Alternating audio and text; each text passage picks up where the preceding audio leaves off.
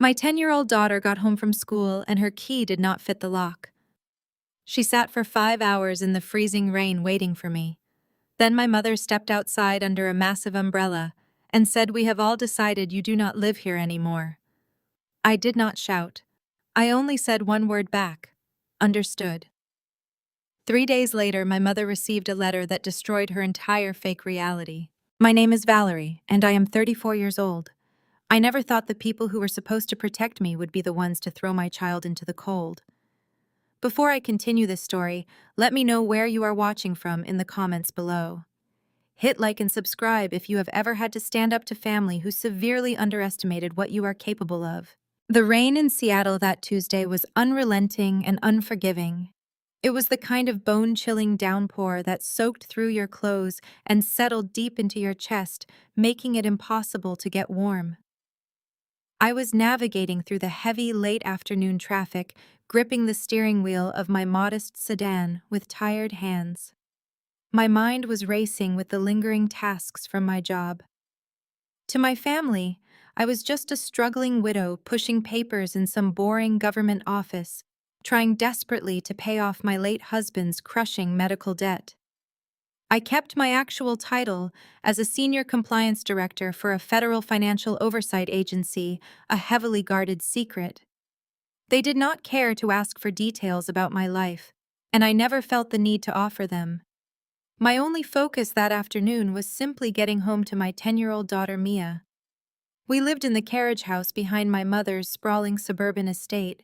It was supposed to be a temporary arrangement after my husband passed away, but the high cost of living had kept us there longer than I ever intended. I pulled up the long, winding driveway of the property. The main house stood like a fortress of old money and status looming in the gray evening light. My mother Diane lived for that house and everything it represented. She was a status-obsessed suburban socialite who spent her days maintaining an elaborate illusion of wealth that she felt she rightfully deserved. I bypassed the main house and steered my car toward the back of the property, where the carriage house sat under the shadows of towering pine trees. Through the rhythmic beating of the windshield wipers, I squinted through the dark gray sheets of rain. Something was terribly wrong. I threw the car into park and leaped out, leaving the engine running and the headlights cutting through the storm. There, curled up on the small wooden porch of the carriage house, was Mia. She was sitting on the wet floorboards with her knees pulled tightly to her chest. Her thin windbreaker was completely saturated, clinging to her small, fragile frame. Her backpack lay beside her, a soggy, ruined mess of canvas and homework. "Mia!" I yelled, rushing up the wooden steps and slipping slightly on the slick wood. I dropped my heavy work bag and pulled her directly into my arms. She was shivering so violently that her teeth were chattering audibly over the sound of the storm. Her lips had taken on a terrifying pale blue tint that sent a spike of pure adrenaline through my veins. "Mom," she whimpered, her voice barely a fragile breath. "My key does not work. I tried to open the door, but it will not go in." I stood up and took the small brass house key from her trembling fingers. I stepped up to the heavy wooden door and slid the key into the deadbolt. It jammed halfway, refusing to turn. I tried to force it, wiggling it back and forth, but it was entirely the wrong shape. I looked closer at the brass casing in the dim porch light. It was completely new. The familiar scratches from the old lock were gone, replaced by pristine, shiny metal. Someone had physically changed the locks while I was at work. A wave of panic and confusion washed over me, followed instantly by a rising tide of protective anger. I took off my dry wool coat and wrapped it tightly around Mia, rubbing her arms vigorously to generate some much-needed body heat. "How long have you been sitting out here, sweetie?" I asked, trying to keep the rising terror out of my voice. "Since the yellow school bus dropped me off," she whispered, burying her freezing face into my shoulder, seeking any possible warmth she could find. I checked my watch. It was nearly 6 o'clock in the evening. She had been sitting out alone in the freezing downpour for almost 5 hours. 5 long hours, mere yards away from the main house where my mother and my sister were undoubtedly sitting in the warm, dry living room. They had to have seen her from the large bay windows that overlooked the completely soaked backyard. Before I could pull out my phone to demand answers, the heavy mahogany front door of the main mansion swung open. The bright, warm light from the entryway spilled out into the gloomy, wet evening, illuminating the falling rain. My mother Diane stepped out onto the covered veranda holding a massive golf umbrella. She was wearing a pristine cashmere sweater, set her hair perfectly blown out despite the damp weather. Right behind her was my younger sister, Brittany. At 30 years old, Brittany was the undisputed golden child of the family. Entitled, vain, and entirely reliant on her arrogant husband Greg, she had always viewed me as a pathetic charity case who brought down the family aesthetic. They walked slowly down the stone pathway toward the carriage house, making sure the large umbrella protected their expensive shoes from the puddles. I stood up, keeping Mia tucked safely behind my legs, shielding her from the wind. "Mom," I shouted over the sound of the rain. "The locks are changed. Mia has been locked out in the cold for hours. What is going on here?" Diane did not rush forward with a warm towel or an apology. She stopped at the edge of the carriage house porch, her face set in a cold mask of irritation. She held something in her free hand. It was a black plastic trash bag. With a casual flick of her wrist, she tossed the bag onto the wet wooden boards. The plastic tore open slightly, spilling a few of Mia's damp sweaters and a pair of jeans onto the porch. "What is this?" I asked, my voice dropping to a dangerous whisper. Diane looked at me with eyes completely devoid of any maternal warmth or concern for her freezing granddaughter. "We have all decided you do not live here anymore, Valerie," she said, her tone as casual as if she were discussing the weather. "Brittany and her husband Greg need the carriage house for a new home gym. You have overstayed your welcome. It is time for you to pack up the rest of your things and find another place to stay immediately." The coldness of her delivery was paralyzing. Evicting her own widowed daughter and 10-year-old granddaughter into a raging winter storm without an ounce of remorse. The absolute cruelty took my breath away. I stared at the black plastic trash bag on the slick wooden porch.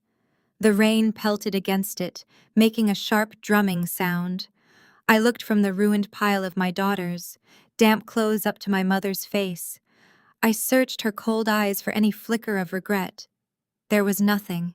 She only adjusted her grip on the heavy umbrella for her comfort. My sister Brittany stepped forward, crossing her arms with a look of profound irritation. She looked down at me and Mia, as if we were nothing more than a nuisance. She had finally found the courage to swat away.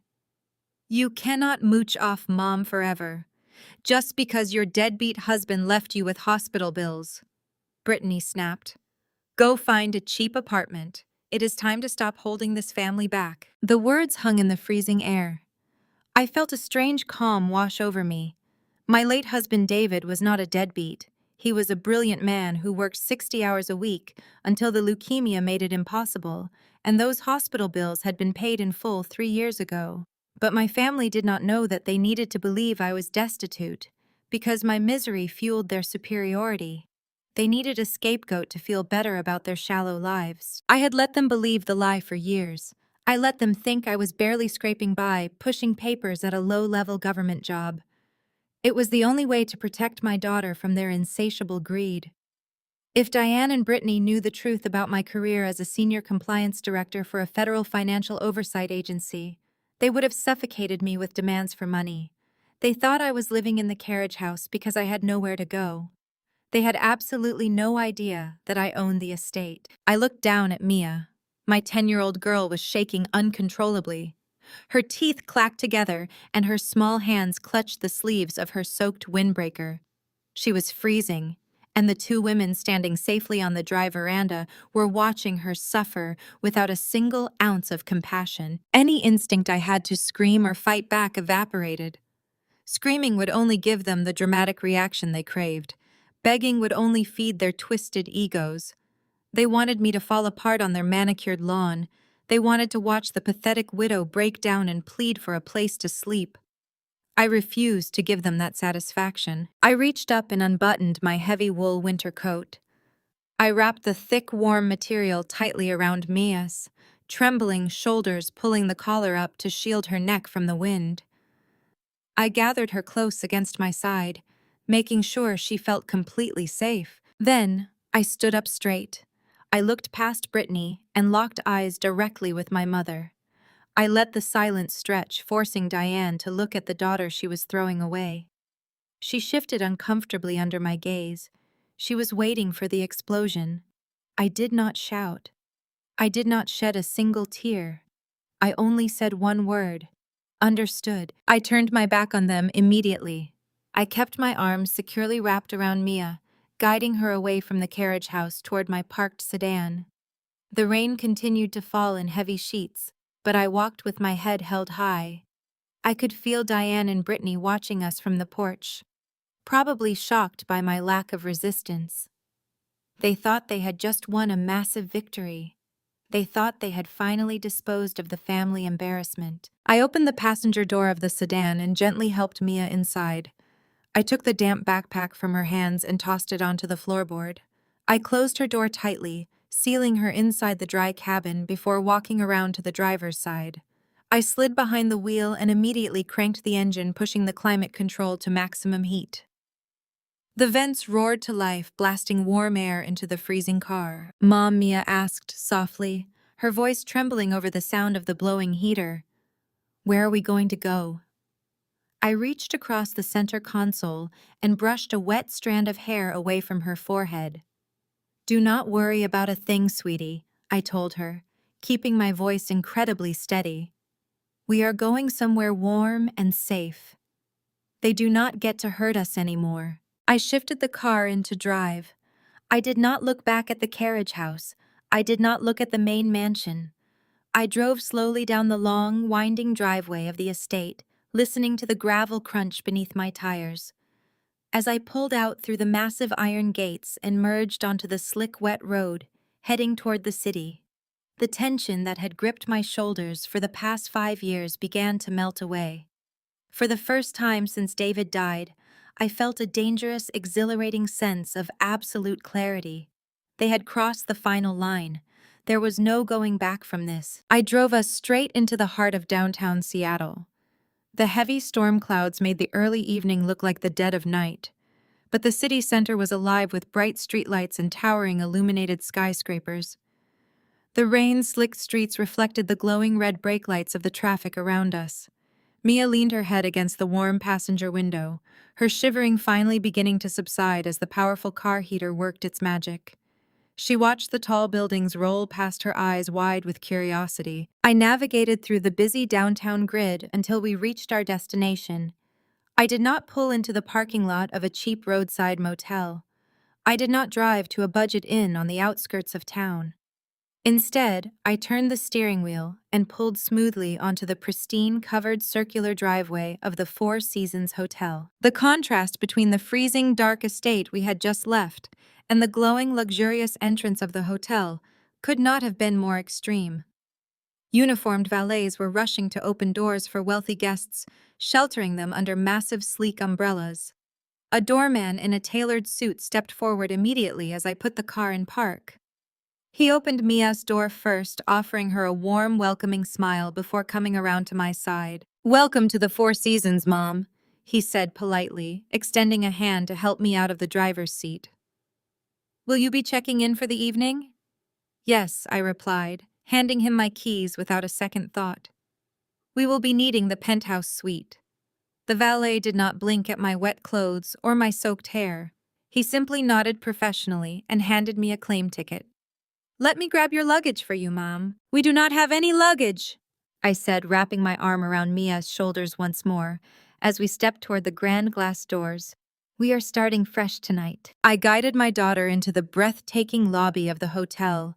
The air inside was warm and fragrant, smelling of expensive lilies and polished wood. Crystal chandeliers cast a soft, golden glow over the marble floors. I walked straight to the front reception desk, pulling my black corporate card from my wallet. My family thought I was a helpless, broken woman who had absolutely nothing left to her name. They were about to find out just how catastrophically wrong they were. The concierge did not hesitate for a fraction of a second when he saw the sleek metallic card slide across the polished marble counter. His professional demeanor instantly shifted into a mode of absolute deference.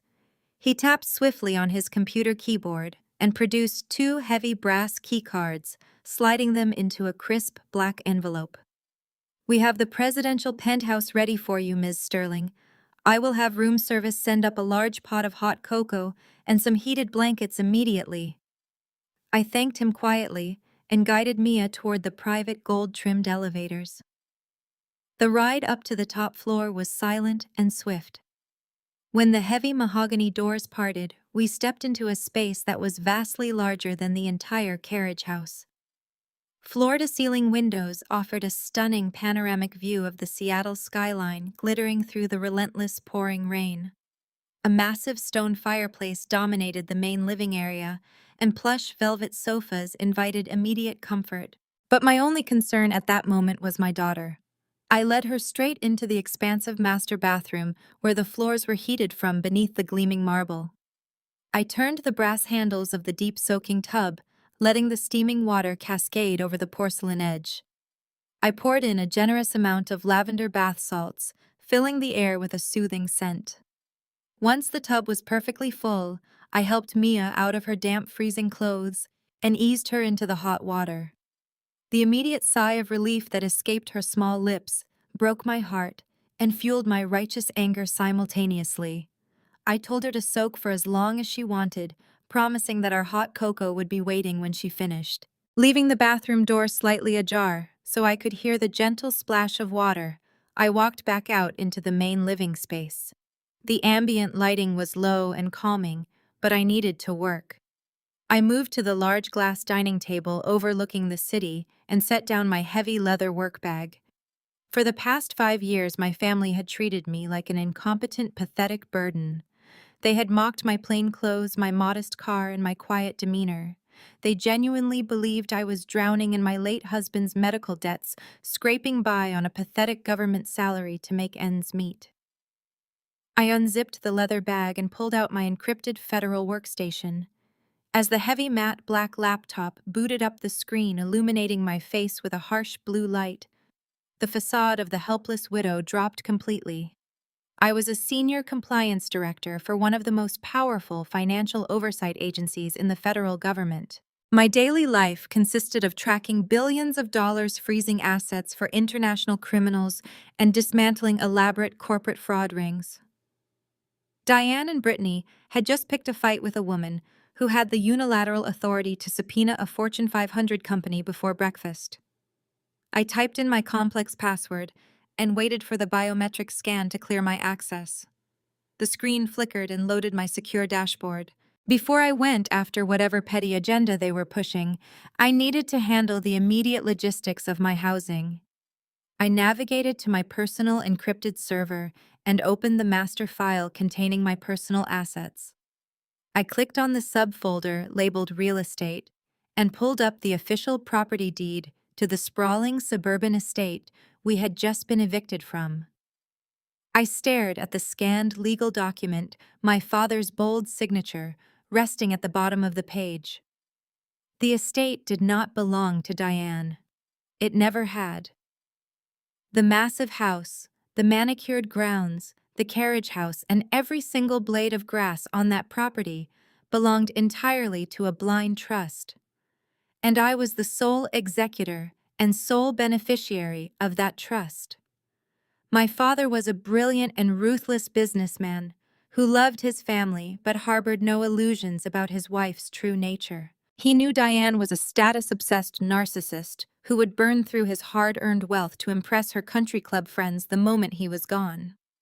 To protect his legacy and to protect me, he placed the primary estate and the bulk of his liquid assets into an ironclad blind trust.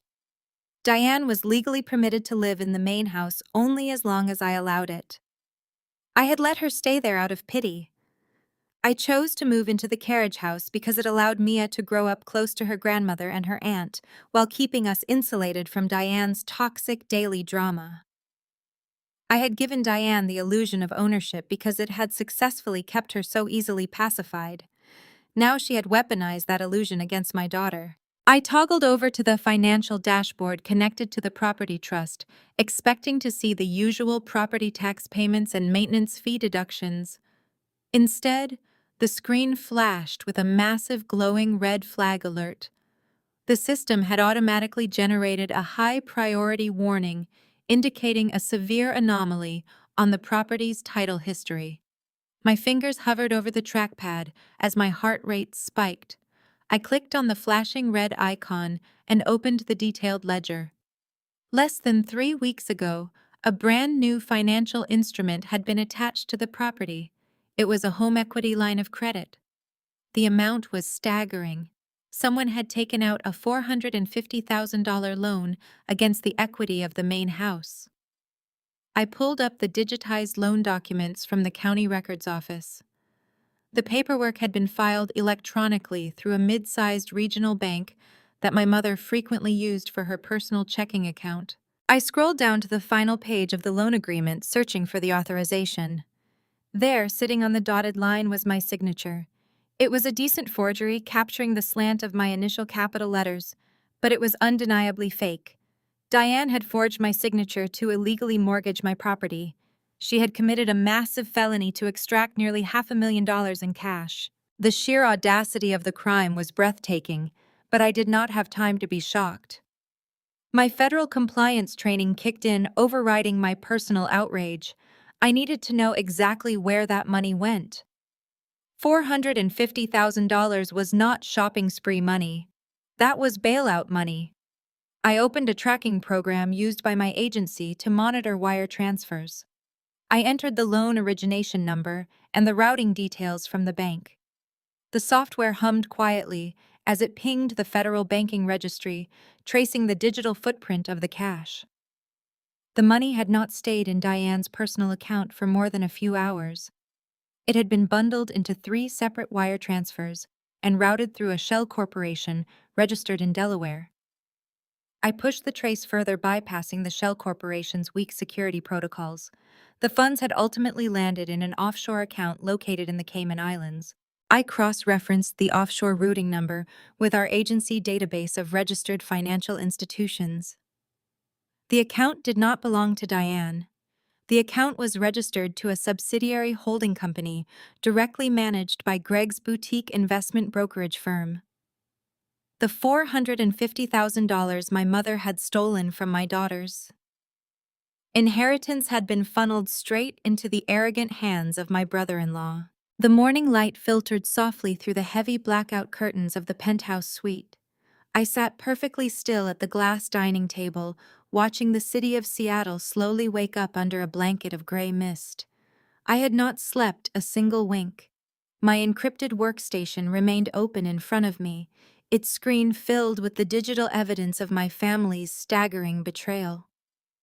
I closed the laptop with a soft click and took a deep breath, letting the reality of the situation settle completely into my bones.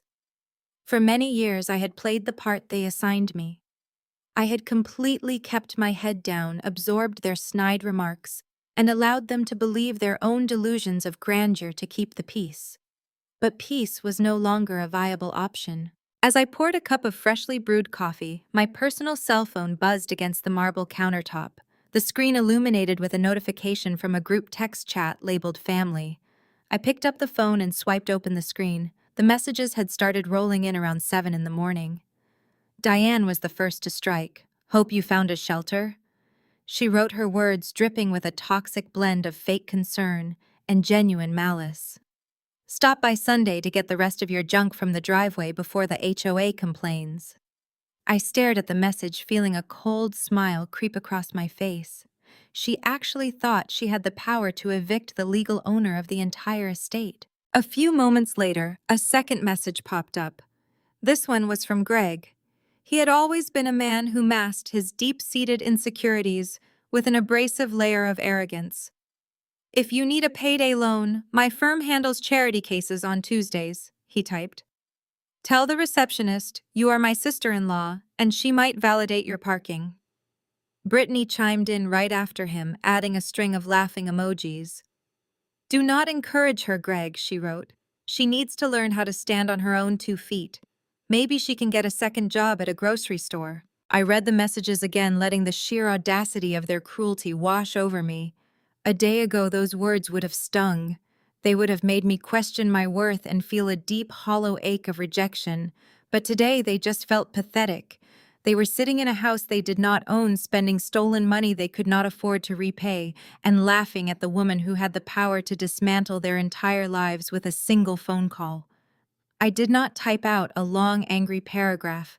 I did not defend myself or call them out on their despicable behavior. I simply tapped the screen, selected a single thumbs-up emoji, and hit send. The phone went entirely silent. My silent, simple thumbs-up emoji gave them absolutely nothing to feed on. I placed the phone face down on the counter and walked into the massive marble bathroom to get ready for the day. I dressed with meticulous care. I bypassed the casual slacks and plain sweaters I normally wore to maintain my low profile around the family.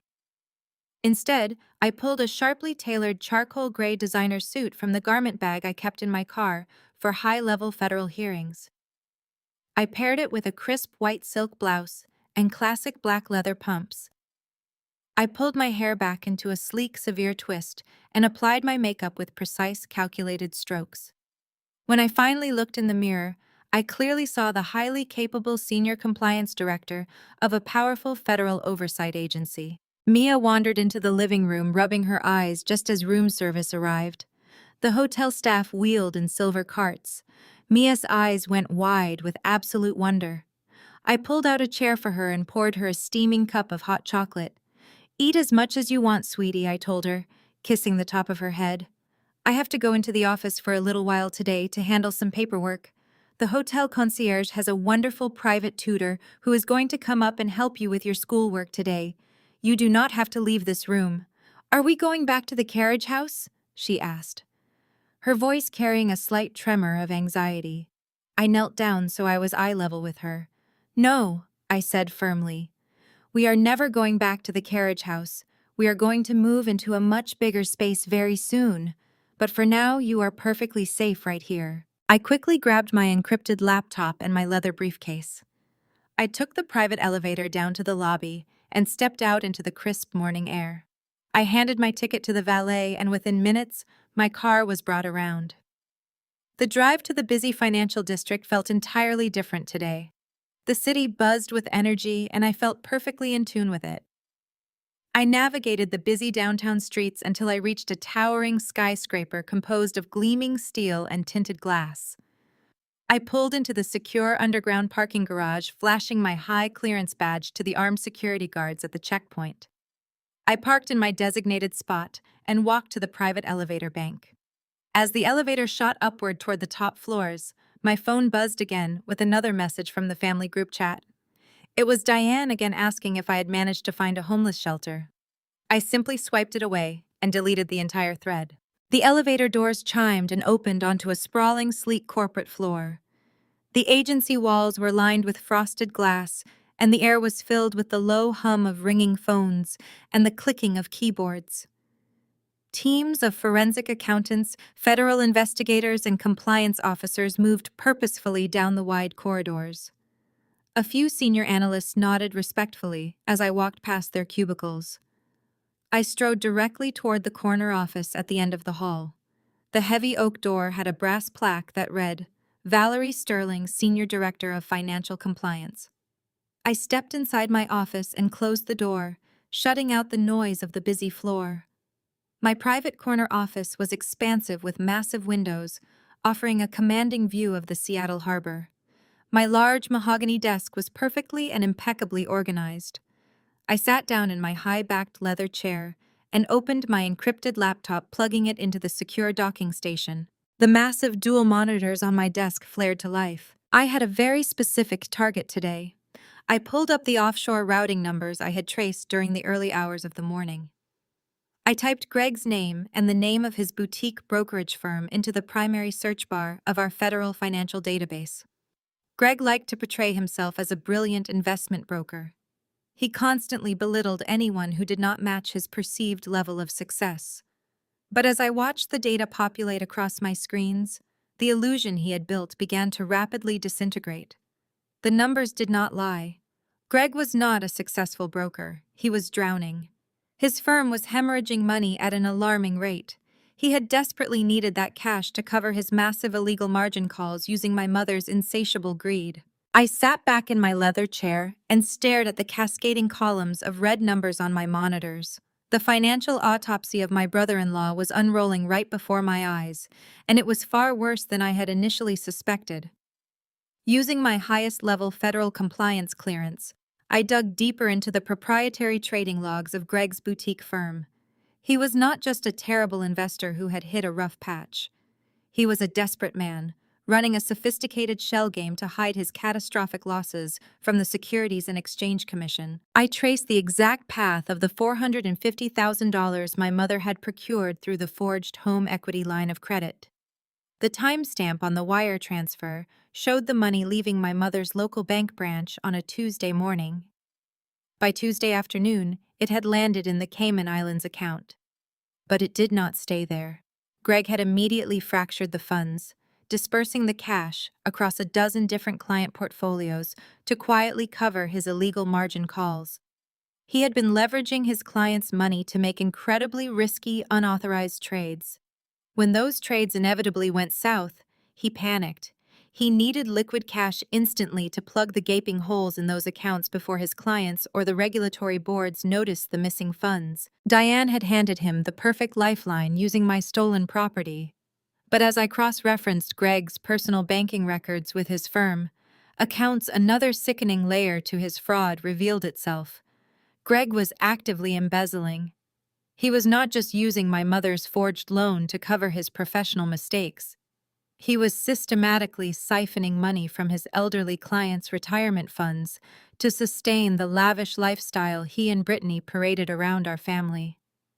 He was skimming percentages off the top of every transaction, routing the stolen capital into a hidden domestic account that paid for their luxury cars, designer wardrobes, and exorbitant country club fees. I reached for my desk phone, my mind incredibly calm despite the massive felonies unfolding on my screens. I needed to know exactly how much Diane knew about this arrangement. I dialed my mother's cell phone number, resting the receiver against my shoulder. She answered on the fourth ring, her tone immediately defensive and sharp. "What do you want, Valerie?" She sighed loudly into the receiver. "I told you I am not discussing the carriage house with you again. You have until Sunday to get the rest of your garbage out of my driveway." I kept my voice soft, projecting the exact image of the defeated, helpless widow she expected me to be. "I am not calling about the carriage house."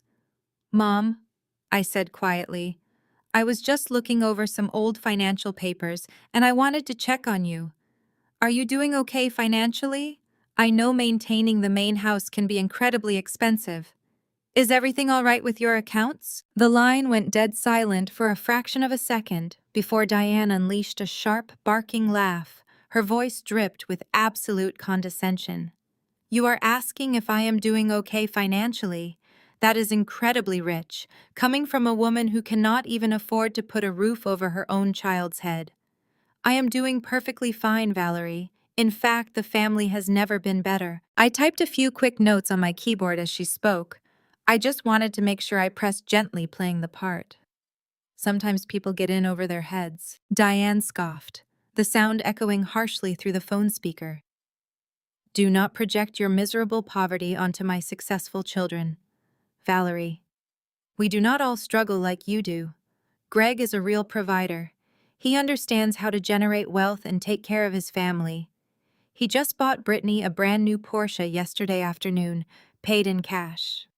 They are thriving, so keep your pathetic concerns to yourself and focus on finding a cheap apartment." I paused, staring at the digital ledger on my screen that showed the exact transfer of stolen client funds Greg had used to purchase that Porsche yesterday morning. "I am glad to hear everyone is thriving." "Mom," I said, my voice completely devoid of emotion, "I will let you go." I hung up the phone without waiting for her reply. Diane had just confirmed everything I needed to know. She was entirely blinded by Greg's facade of wealth, willing to commit mortgage fraud to protect the illusion of her successful son-in-law. She had traded my daughter's security for a shiny new Porsche. I reached into my desk drawer and pulled out a fresh legal pad, writing down the exact statutes Greg had violated. Wire fraud, bank fraud, embezzlement, forgery. The list was extensive and carried mandatory federal prison sentences. I was just about to compile the evidence into an official investigative dossier when the sleek black intercom on my desk buzzed sharply. "Valerie." My boss, Director Hayes, said through the speaker, his voice clipped and serious. "I need you in the main boardroom right now. Drop whatever you are working on. We have an emergency situation." I closed my legal pad and quickly locked my workstation. Director Hayes was a no-nonsense veteran of the Financial Oversight Agency. He did not call emergency boardroom meetings unless a major institutional collapse was imminent. I smoothed the lapels of my charcoal suit and walked swiftly down the quiet corridor toward the double glass doors of the primary conference room. When I entered, the room was already tense. Hayes stood at the head of the long mahogany table, a laser pointer in his hand. Two senior analysts and our chief legal counsel were seated around the table, their laptops open and their expressions grim. The massive digital presentation board on the wall was illuminated, displaying a web of complex corporate structures and frozen assets. "Take a seat," Valerie Hayes commanded, gesturing to the empty chair beside him. "We just received a frantic call from the executive board of the Sterling Vanguard Pension Fund. They are one of the largest institutional investors on the West Coast, and they have a massive problem." I sat down, placing my leather portfolio on the table. "What kind of problem?" I asked, keeping my professional demeanor intact. "A $50 million problem," Hayes replied, tapping his laser pointer against the screen. "The pension fund's internal auditors flagged a series of highly irregular, unauthorized transfers late last night. Someone has been systematically bleeding their accounts through a secondary wealth management branch. The trades are completely illegal, and the capital is vanishing into offshore shell companies faster than they can track it." Our chief legal counsel leaned forward, sliding a thick stack of printed documents across the table toward me. "The pension board has officially hired our agency to step in and take immediate federal action. We need to conduct an unannounced emergency freeze and a full-scale physical audit on the branch responsible for handling these specific accounts. We are going to lock their doors, seize their servers, and pull every single ledger they have before they can shred the evidence." I picked up the heavy stack of documents, my eyes scanning the top page. The legal authorization for the raid was already signed by a federal judge. The warrants were active and ready to be executed. "Who exactly is the target?" I asked, keeping my composure. "The branch belongs to Greg," Hayes stated, looking perfectly serious and completely resolute now. I stared across the mahogany table at Director Hayes, taking a slow, measured breath to process the magnitude of what he had just said. The universe had an incredible sense of irony, but this went far beyond a simple coincidence. Greg had stolen $450,000 from my blind trust just a few weeks ago, and now his firm was at the center of a $50 million federal embezzlement crisis. The pieces of the puzzle clicked together in my mind with frightening clarity. Greg was completely desperate. He was pulling money from every single source he could illegally access just to keep his fraudulent house of cards from collapsing. I looked back at Hayes and gave a single sharp nod. "I know the target intimately," I said, my voice remarkably steady. "Gregory is my brother-in-law." The room went completely still. The senior analysts exchanged nervous glances, and the chief legal counsel slowly lowered his pen. Hayes narrowed his eyes, studying my face for any sign of hesitation or conflict of interest. "Are you requesting to be recused from this operation, Valerie?" he asked, his tone flat and professional. "Because given your personal connection, no one would question you stepping back." "Absolutely not," I replied, locking eyes with him. "I know his behavioral patterns, I know his spending habits, and I know exactly how he structures his deceptions to mask his insecurities. No one in this agency is better equipped to dismantle his operation than I am." Hayes held my gaze for a long moment before a faint smile touched the corners of his mouth. "Good," he said, sliding the stack of warrants across the table to me. "Assemble your team. You have full operational control. I want his servers locked down and his assets frozen before he can even think about shredding a single document." 30 minutes later, I stood in the underground parking garage of our federal building, flanked by 6 of my best forensic auditors and 2 armed federal marshals. We were all dressed in severe, dark suits, carrying empty encrypted hard drives and heavy briefcases loaded with federal subpoenas.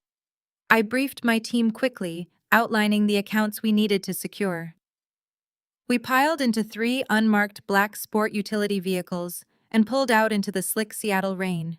The drive across the city took less than 20 minutes, but it felt like a lifetime. As I sat in the back of the lead vehicle, watching the gray city blocks roll past the tinted windows, I felt a profound sense of absolute clarity. For years, Greg had sat at my mother's dining table swirling expensive scotch and lecturing me about personal responsibility. He had insulted my late husband and mocked my career, all while secretly financing his custom-tailored suits with stolen pension funds. He had built his entire identity on the illusion of superiority, and today I was going to tear that illusion down to the studs. Our convoy pulled up to the curb outside a gleaming glass and steel high-rise in the most expensive commercial district in the city.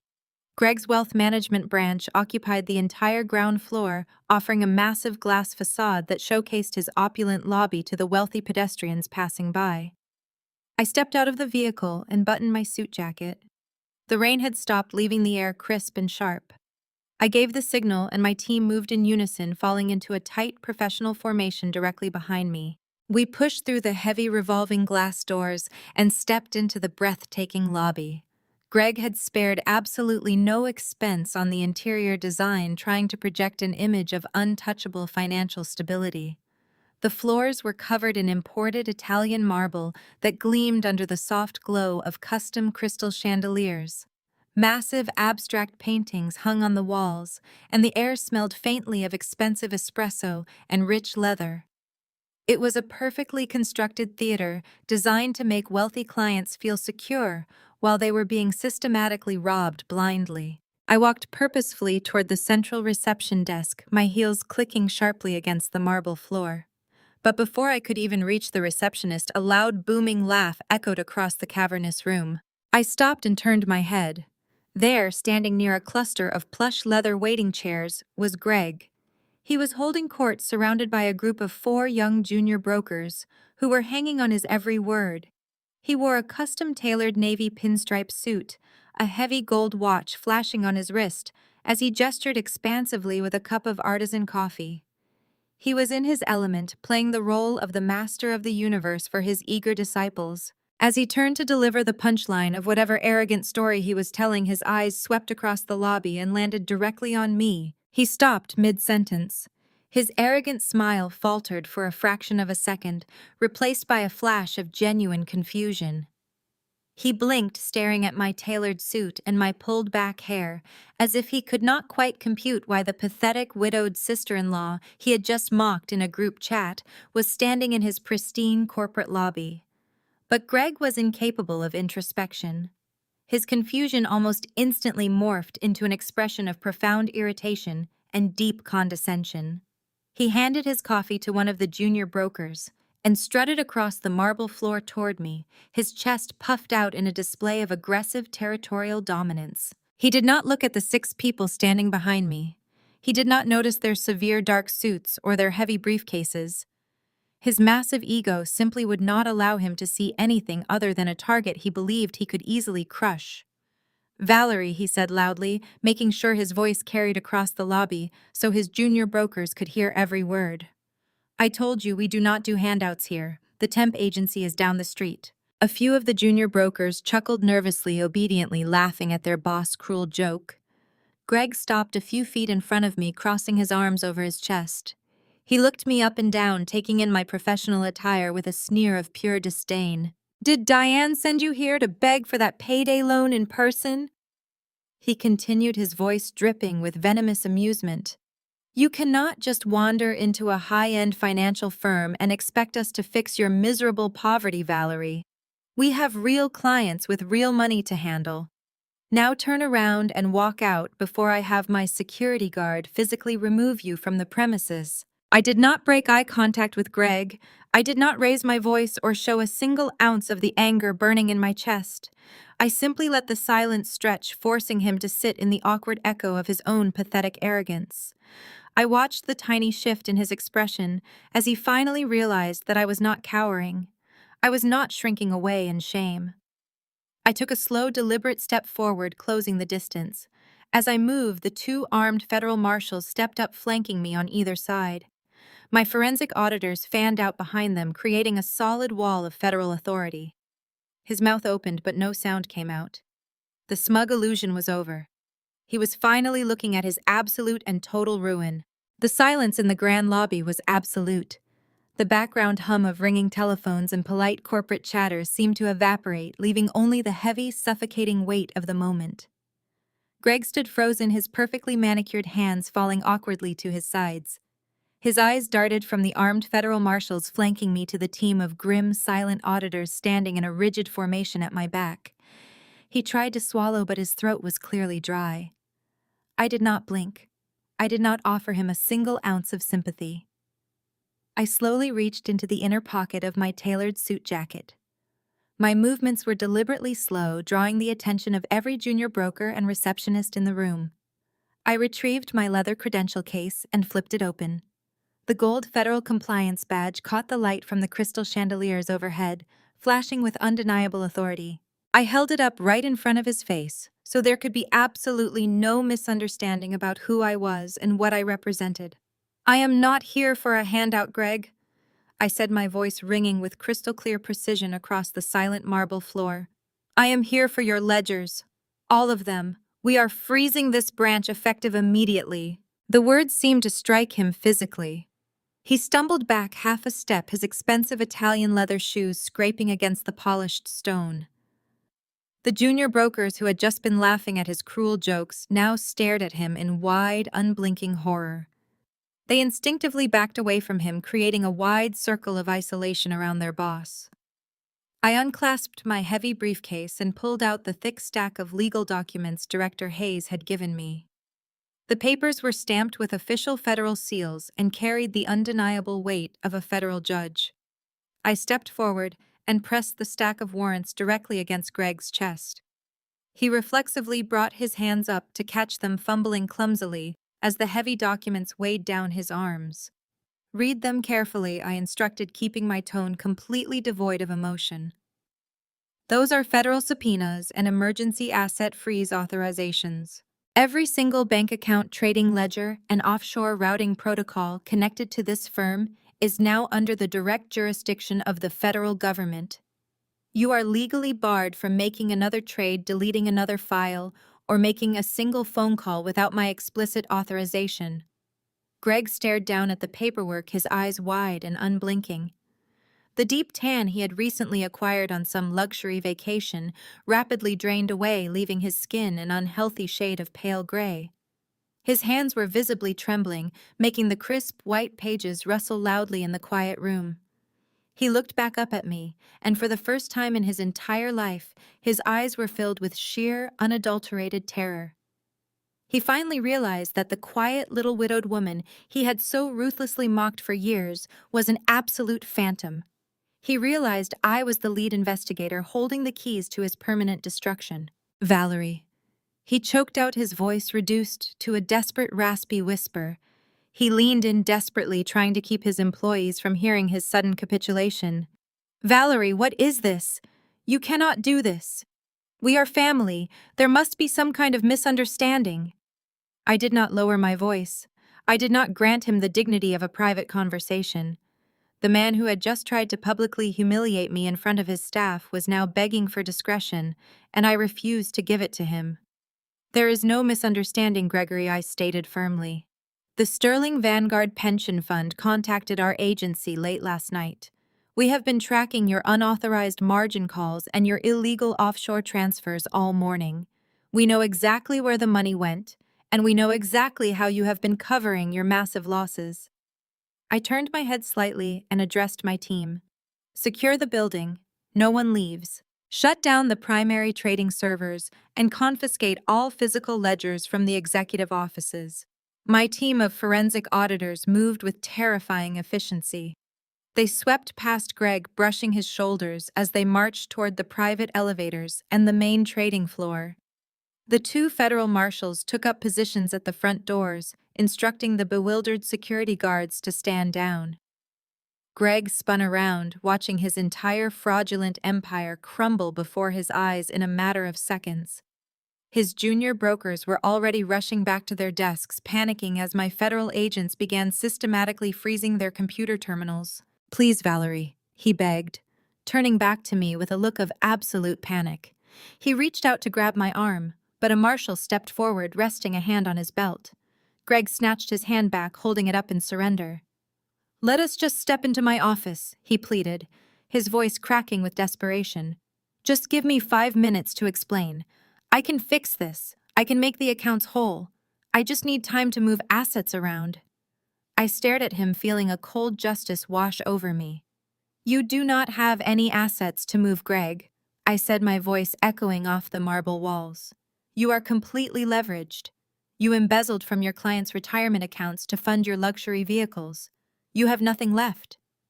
The shock on his face deepened. "How do you know that?" he whispered, his eyes darting frantically around the lobby. "Because I traced the $450,000 wire transfer that landed in your Cayman Islands account this morning," I replied, keeping my gaze locked on his terrified eyes. "I traced the money my mother stole by forging my signature on a home equity line of credit against my estate. The estate you both thought I was too stupid to own. You used my daughter's inheritance to cover your illegal margin calls." His jaw literally dropped. The realization hit him. He believed the lie my family constructed about my pathetic existence. He never imagined that the woman living in the carriage house was actually the sole beneficiary of a massive blind trust. And he certainly never imagined that she was a top-level federal compliance director. "I do not know what you mean," he stammered, taking a step back. "Diane offered me a loan. She said it was a business investment. I did not know where the money came from." "Do not insult my intelligence, Greg," I countered smoothly. "You knew exactly where it came from, and you knew exactly how desperate you were to get your hands on it. But that stolen money was not enough to save you. It was barely enough to plug a leak in a sinking ship. And now the federal government is here to sink the rest of it." I watched him physically deflate. His shoulders slumped and his perfectly styled hair seemed to lose its edge. The arrogant master of the universe had been reduced to a desperate criminal in minutes. He looked around his opulent lobby, watching my agents bag up hard drives and pack away physical files. The illusion of his success was entirely gone, replaced by the glaring reality of federal prison. I pointed a finger toward the main corridor. "Show my lead auditor the way to your server room, Greg," I ordered, leaving no room for debate. "I suggest you cooperate fully because your day is about to get significantly worse." Greg's shoulders sagged under the invisible weight of the impending prison sentence. He turned slowly toward the main corridor, his polished leather shoes dragging against the marble floor. He pointed a trembling finger toward a set of frosted glass double doors at the far end of the hall. My lead auditor gave a sharp nod and signaled for two agents to follow him toward the server room. Greg watched them go, his chest heaving with shallow, panicked breaths. He turned back to me, and the mask of the successful wealth manager finally slipped away entirely. He looked like a cornered animal. He gestured frantically toward a solid oak door just behind the reception desk. "Please, Valerie," he whispered, his voice cracking. "Just 5 minutes in my private office. Just 5 minutes of family courtesy before you tear my entire life apart." I held his terrified gaze for a long moment. I did not owe him a single second of courtesy, but I wanted to hear exactly how he planned to justify his spectacular ruin. I gave a slight nod to the federal marshals, indicating they should hold their positions in the lobby. I followed Greg as he stumbled toward his office, pushing the heavy oak door open and collapsing into the space beyond. The office was a monument to unearned arrogance. Floor-to-ceiling windows offered a panoramic view of the Seattle skyline. A massive mahogany desk dominated the center of the room, surrounded by imported leather chairs and shelves lined with meaningless crystal awards. Greg did not sit down behind his desk. He paced frantically across the expensive Persian rug, running his trembling hands through his perfectly styled hair until it stood up in chaotic tufts. He was sweating profusely. Large, damp patches were rapidly spreading across the underarms of his custom-tailored shirt, and beads of perspiration gleamed on his forehead. "Valerie, you have to understand the immense pressure I have been under." He babbled, the words spilling out of his mouth in a desperate rush. "The market took a massive, unexpected downturn last quarter. My institutional clients were demanding returns that simply did not exist in the current economic climate. I had to make some creative adjustments to keep the firm afloat. It was only supposed to be a temporary reallocation of funds. I swear to you, I was going to put every single dime back as soon as the offshore investments matured. You have to believe me." I stood perfectly still near the closed door, watching him unravel. My silence only seemed to fuel his mounting panic. He stopped pacing and practically threw himself across the room, stopping just inches away from me. He clasped his hands together in a gesture of pure begging. "We are family, Valerie." He pleaded, his eyes wide and bloodshot. "You know how much Diane relies on me to keep the family image intact. You know how much Brittany loves this life. If you freeze these accounts, my entire firm will collapse by the end of the day. The regulatory boards will bar me from trading for life. I will go to federal prison. You cannot do this to your own family. Just look the other way for 48 hours. Give me the weekend to liquidate some assets and quietly replace the sterling Vanguard capital. No one else has to know. Please, Valerie, I am begging you for family loyalty." I listened to his pathetic whimpering, feeling an incredible sense of vindication washing over me. He was not sorry for stealing millions of dollars from elderly pensioners. He was not sorry for participating in a massive mortgage fraud scheme with my mother. He was only sorry that he had finally been caught. I walked slowly past him, moving toward the massive mahogany desk. I placed my hands flat against the polished wood and leaned forward, fixing him with a stare so cold it seemed to freeze the air in the opulent room. "You threw my 10-year-old daughter into the freezing rain so you could build a home gym with $450,000 of stolen equity," I said, my voice low and dangerous, emphasizing every single syllable. "You are going to need a much better pitch than family loyalty." Greg backed away from the desk, bumping into a leather chair. He looked completely physically ill. His mouth opened and closed, but he had absolutely no defense left. He realized with terrifying clarity that I knew every single detail of his crimes, and that I possessed the absolute authority to destroy him. "You watched my child cry on the driveway, and you laughed." I continued, standing up straight. "You used money stolen from a grieving widow to buy your wife a brand new Porsche yesterday afternoon. You built this entire pathetic corporate empire by bleeding your clients dry and exploiting my late husband's trust fund. And now you expect me to risk my federal career to cover up your massive felony wire fraud because we are related by marriage. You are a common thief, Greg. The only difference between you and a bank robber is the price of your suit." A fresh wave of panic seized him. He lunged toward the mahogany desk, scrambling for the sleek black smartphone sitting next to his computer monitor. His hands were shaking so violently, he dropped the phone twice before finally managing to unlock the screen. He dialed a number with frantic, panicked jabs of his thumb and pressed the phone against his ear. "Diane," he gasped, his voice practically a shriek. "Diane, you have to help me. Valerie is here. She is at the firm. She is not a temp, Diane. She is a federal investigator. She brought armed marshals and she is shutting down the entire branch. She knows about the home equity line of credit. She knows about the offshore accounts. You have to fix this, Diane. You have to talk to her before she puts me in federal prison. Please, Diane, do something right now." I did not wait to hear whatever panicked nonsense my mother was spouting on the other end of the line. I turned my back on Greg, leaving him hyperventilating and sobbing into his phone. I opened the heavy oak door and stepped back out into the lobby. My team was moving with flawless precision.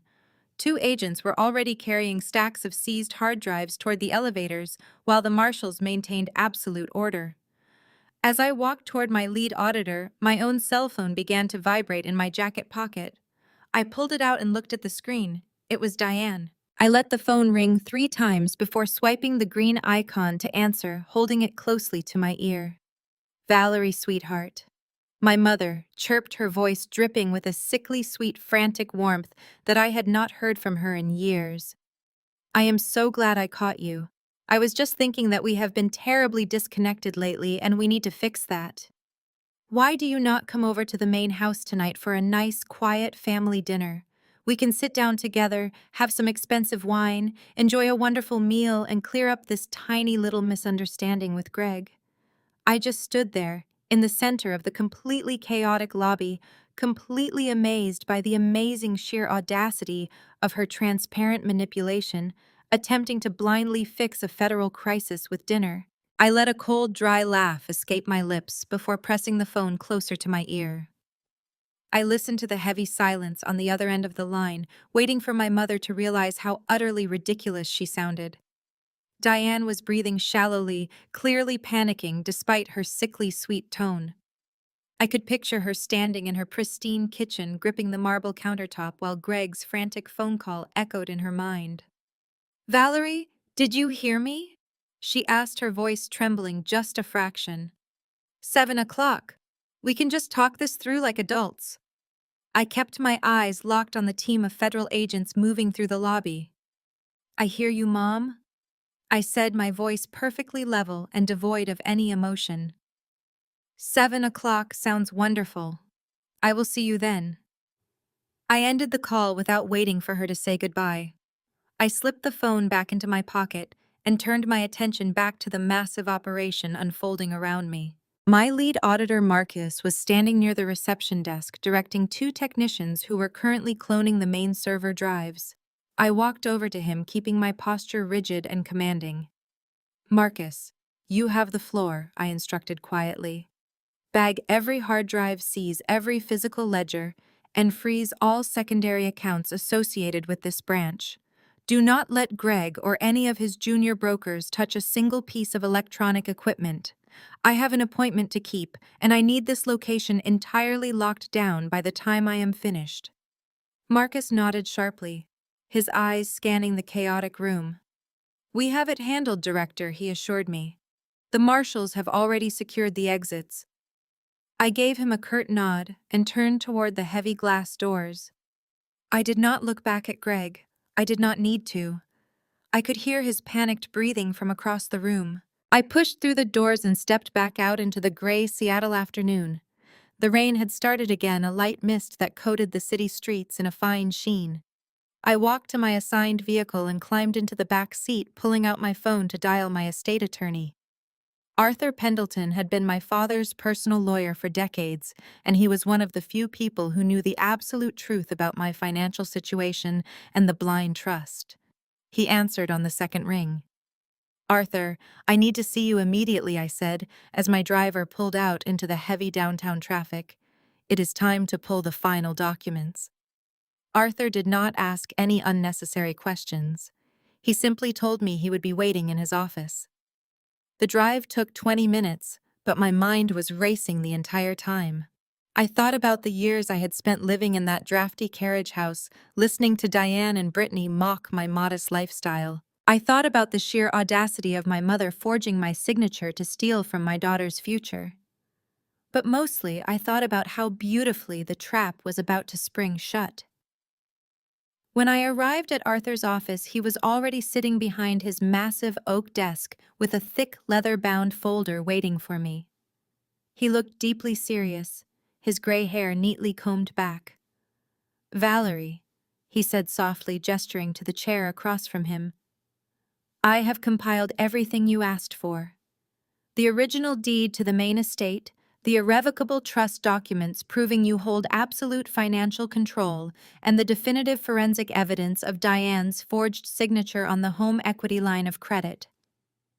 I reached out and pulled the heavy folder toward me, unfastening the leather strap. I flipped through the crisp legal pages, verifying every signature and every federal stamp. These documents were the ultimate counterstrike. They proved beyond any shadow of a doubt that Diane did not own the house she was trying to kick me out of, and they proved that Greg had willingly accepted stolen funds. "Thank you, Arthur," I said quietly, tracing my fingers over the gold seal on the trust document. "They have no idea what is coming." Arthur offered a small, sad smile. "Your father wanted to protect you from their greed, Valerie. He knew exactly what Diane was capable of when money was involved. Use these carefully." I closed the folder and tucked it securely into my briefcase. "I intend to," I promised. Leaving the law firm, I directed my driver to the upscale hotel where I had relocated Mia earlier that week. When Diane had heartlessly demanded that we vacate the carriage house by Sunday, she had assumed we would be scrambling to find a cheap, cramped apartment. Instead, I had secured a sprawling luxury suite overlooking the waterfront. I rode the plush elevator up to the top floor, clutching my briefcase tightly. When I swiped my keycard and opened the heavy wooden door, the smell of expensive room service greeted me. Mia was sitting cross-legged on the massive king-sized bed, wearing a fluffy white hotel bathrobe. She was happily eating a plate of gourmet macaroni and cheese while watching an animated movie on the giant flat-screen television. She looked up when I walked in, her face breaking into a bright smile. "Hi, Mom," she chirped, waving a French fry at me. "This place is amazing. Can we stay here forever?" I felt the tight knot of anger in my chest instantly dissolve, replaced by a profound wave of protective love. I walked over and sat on the edge of the bed, smoothing her hair back from her forehead. "We will stay here as long as we need to, sweetie," I promised, keeping my voice light and cheerful. "Are you having fun?" She nodded enthusiastically, taking a big bite of her dinner. The room service guy brought me extra chocolate chip cookies. "Is work going okay?" I thought about the federal raid currently dismantling her uncle's fraudulent empire and the devastating legal documents sitting inside my briefcase. "Work is going perfectly," I assured her. "I just have to go to a quick dinner meeting tonight, and then I will be back to watch a movie with you." I kissed her forehead and walked into the lavish bathroom to prepare for the evening. I needed to look the part of the woman holding all the cards. I changed into a sharp-tailored charcoal suit that projected absolute authority. I pulled my hair back into a sleek twist and applied a fresh coat of lipstick, staring at my reflection in the mirror. For years, I had played the part of the quiet, submissive widow to keep the peace. Tonight, that performance was officially over. I picked up my briefcase, kissed Mia goodbye, and headed back down to the waiting car. It was time to attend my mother's little family dinner. The drive back to the main estate felt entirely different than it had for the past decade. I was not returning as the grateful charity case allowed to occupy the crumbling carriage house out back. I was returning as the federal investigator and the rightful owner of the property, holding the keys to their complete destruction. As my driver pulled up the long, winding driveway, the massive colonial house loomed in the evening shadows. Every single light on the ground floor was blazing, cutting through the misty rain. I stepped out of the vehicle, gripping my heavy briefcase, and walked slowly up the brick pathway. Before I could even raise my hand to knock, the heavy front door swung open. Diane stood in the doorway, and the sight of her almost made me pause in sheer disbelief. She was wearing a floral apron over her expensive cashmere sweater. Her hair was slightly disheveled, and the rich, savory aroma of beef bourguignon wafted out into the cold night air. It was my absolute favorite meal.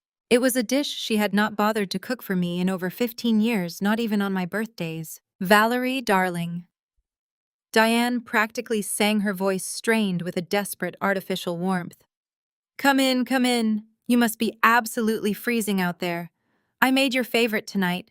I thought we could all just sit down and have a lovely, comforting meal together." I stepped across the threshold, my face an unreadable mask. I did not take off my coat. and I did not let go of my briefcase. The entry hall was immaculate as always, but the atmosphere in the house was thick with unspoken terror.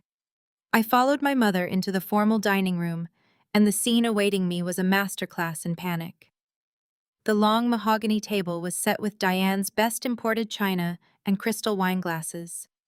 Brittany was sitting rigidly on the left side of the table, wearing a silk dress that looked entirely out of place for a casual weeknight dinner.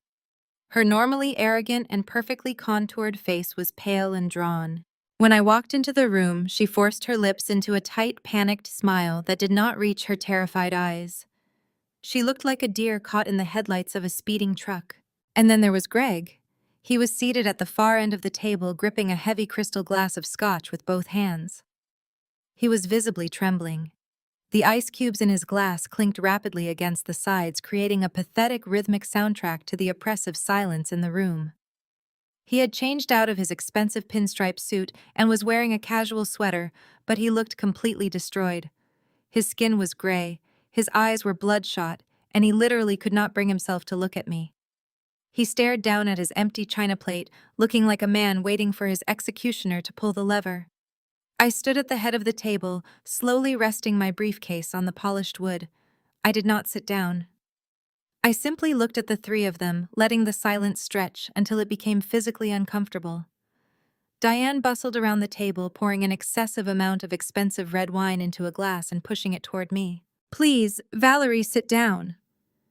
Diane urged, her hands fluttering nervously over the table setting.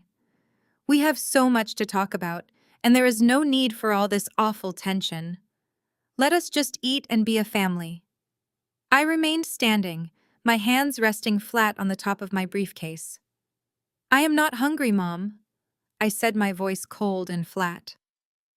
"And we are not here to eat beef bourguignon. We are here to discuss wire fraud, embezzlement, and forged federal loan documents." Brittany's forced smile instantly collapsed, and she let out a small, sharp gasp. Greg squeezed his eyes shut, taking a large, desperate swallow of his scotch. Diane, however, simply refused to drop the facade. She offered a dismissive little laugh, waving her hand in the air, as if she were shooing away a mildly annoying fly. "Oh, Valerie, do not use those awful dramatic words," she scolded, her tone dripping with toxic sweet condescension. "You are blowing this completely out of proportion." Greg simply had a bad quarter at the firm. The market has been incredibly difficult, and he was under a tremendous amount of stress to provide for his clients. We had to make a minor administrative shortcut to keep everything running smoothly. That is all it was. A minor administrative shortcut. I stared at my mother, completely fascinated by her ability to lie so effortlessly. "A minor administrative shortcut," I repeated, allowing the absolute absurdity of her statement to echo in the quiet room. "You forged my signature on a massive home equity line of credit, effectively stealing $450,000 from a blind trust to cover his illegal margin calls. He then used that stolen money to funnel into offshore accounts to hide his catastrophic losses from the federal government. There is nothing minor or administrative about a federal felony, Diane." My mother's pleasant mask finally began to slip, revealing the desperate panic underneath. She took a step closer to me, lowering her voice into a harsh, urgent whisper. "We are family, Valerie," she hissed pleadingly. "Families help each other when things get complicated. Your father would have wanted us to protect the family name. He would have approved of doing whatever was necessary to keep us secure. Greg is a good provider. He just made a small mistake. If you report him to your agency, if you let them take his firm, Brittany loses everything. She loses her home, her cars, her entire lifestyle. You know how sensitive your sister is. You would not do that to her. You would not destroy your own sister over a simple misunderstanding about money." I kept my hands resting firmly on the briefcase as Diane continued her desperate performance. The fact that she was actively weaponizing my dead father's memory to justify her own criminal behavior was sickening, but entirely predictable. She reached across the table, attempting to place her hand over mine, but I pulled back sharply, causing her to flinch. Brittany let out another quiet sob, pressing a linen napkin against her mouth. Greg continued to stare at his plate, his shoulders shaking with silent, panicked breaths. He knew that Diane's sweet-talking was completely useless against a federal audit, but he was too terrified to speak up and stop her. "You are deeply confused about my role here tonight, Mom," I said, leaning forward slightly. "I am not here to negotiate a family settlement. I am not here to bail out a man who systematically robbed elderly pensioners to fund his country club memberships. And I am certainly not here to protect a sister who stood by and laughed while you threatened to throw my daughter out onto the street. You wanted to play a high-stakes financial game and you lost. The federal government does not recognize administrative shortcuts, and they certainly do not care about Brittany's sensitivity to losing her luxury cars. The only thing they care about is the fact that Greg committed wire fraud, and you provided the stolen capital to make it happen." My voice was calm and steady, leaving absolutely no room for negotiation or compromise. The fake peace offering was officially over. Brittany slammed her hands down on the mahogany table so hard the crystal wine glasses rattled against the fine china. Her tearful panic vanished, instantly replaced by a vicious, ugly rage that contorted her perfectly manicured features. She pushed her chair back and stood up, pointing a shaking finger directly at my face. "You have always been so insanely bitter," she screamed, her voice echoing harshly off the dining room walls. "You have spent your entire life being jealous because Mom loved me more, because I married well and built a beautiful family while you were stuck living in our backyard. You think you are so powerful now because you work for some government agency. Do not use your little accounting job to ruin my life just because you are miserable." I looked at my younger sister, absorbing the sheer delusion of her outburst. She genuinely believed her own manufactured reality. She truly thought her expensive dresses and luxury vehicles elevated her above me completely, ignoring the fact that her entire existence was currently being subsidized by my stolen money and her husband's rampant criminal activity. I felt a cold calm wash over me. I did not raise my voice or mirror her frantic energy. "I am not ruining your life, Brittany," I said, my tone perfectly level and completely devoid of warmth. "I am just stopping you from funding it with my property." Brittany opened her mouth to scream another insult, but no sound emerged. She simply stood there, her chest heaving as the weight of the word property finally registered in her mind. Greg shrank further down into his chair, staring at his hands. He knew the truth about the estate, but he had clearly never shared that crucial piece of information with his wife. He had allowed Brittany to believe that the sprawling property belonged to Diane, reinforcing the illusion of their wealthy matriarch. Diane let out a harsh, humorless laugh that sounded like cracking ice. The sickly sweet maternal facade she had been projecting all evening dropped away entirely. Her shoulders squared and her eyes hardened into twin chips of dark flint. The loving mother wanting a peaceful family dinner vanished, leaving behind the ruthless, manipulative woman I had known my entire life. "If we are going to drop the pleasantries, then let us get right down to business," Diane said, her voice brisk and sharply authoritative. She reached down to the floor beside her chair and lifted a sleek leather folio, placing it squarely on the table. She unzipped the main compartment and pulled out a thick stack of legal papers bound by a heavy metal clip.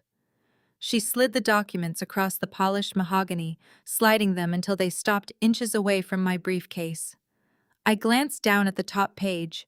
It was a formal quitclaim deed, meticulously drafted and ready for a signature. The document was designed to transfer the full and complete ownership of the entire colonial estate, including the main house, the carriage house, and the surrounding acreage, directly from my trust into Diane's personal name. "Sign it," Diane demanded, tapping a perfectly manicured fingernail against the thick paper stack.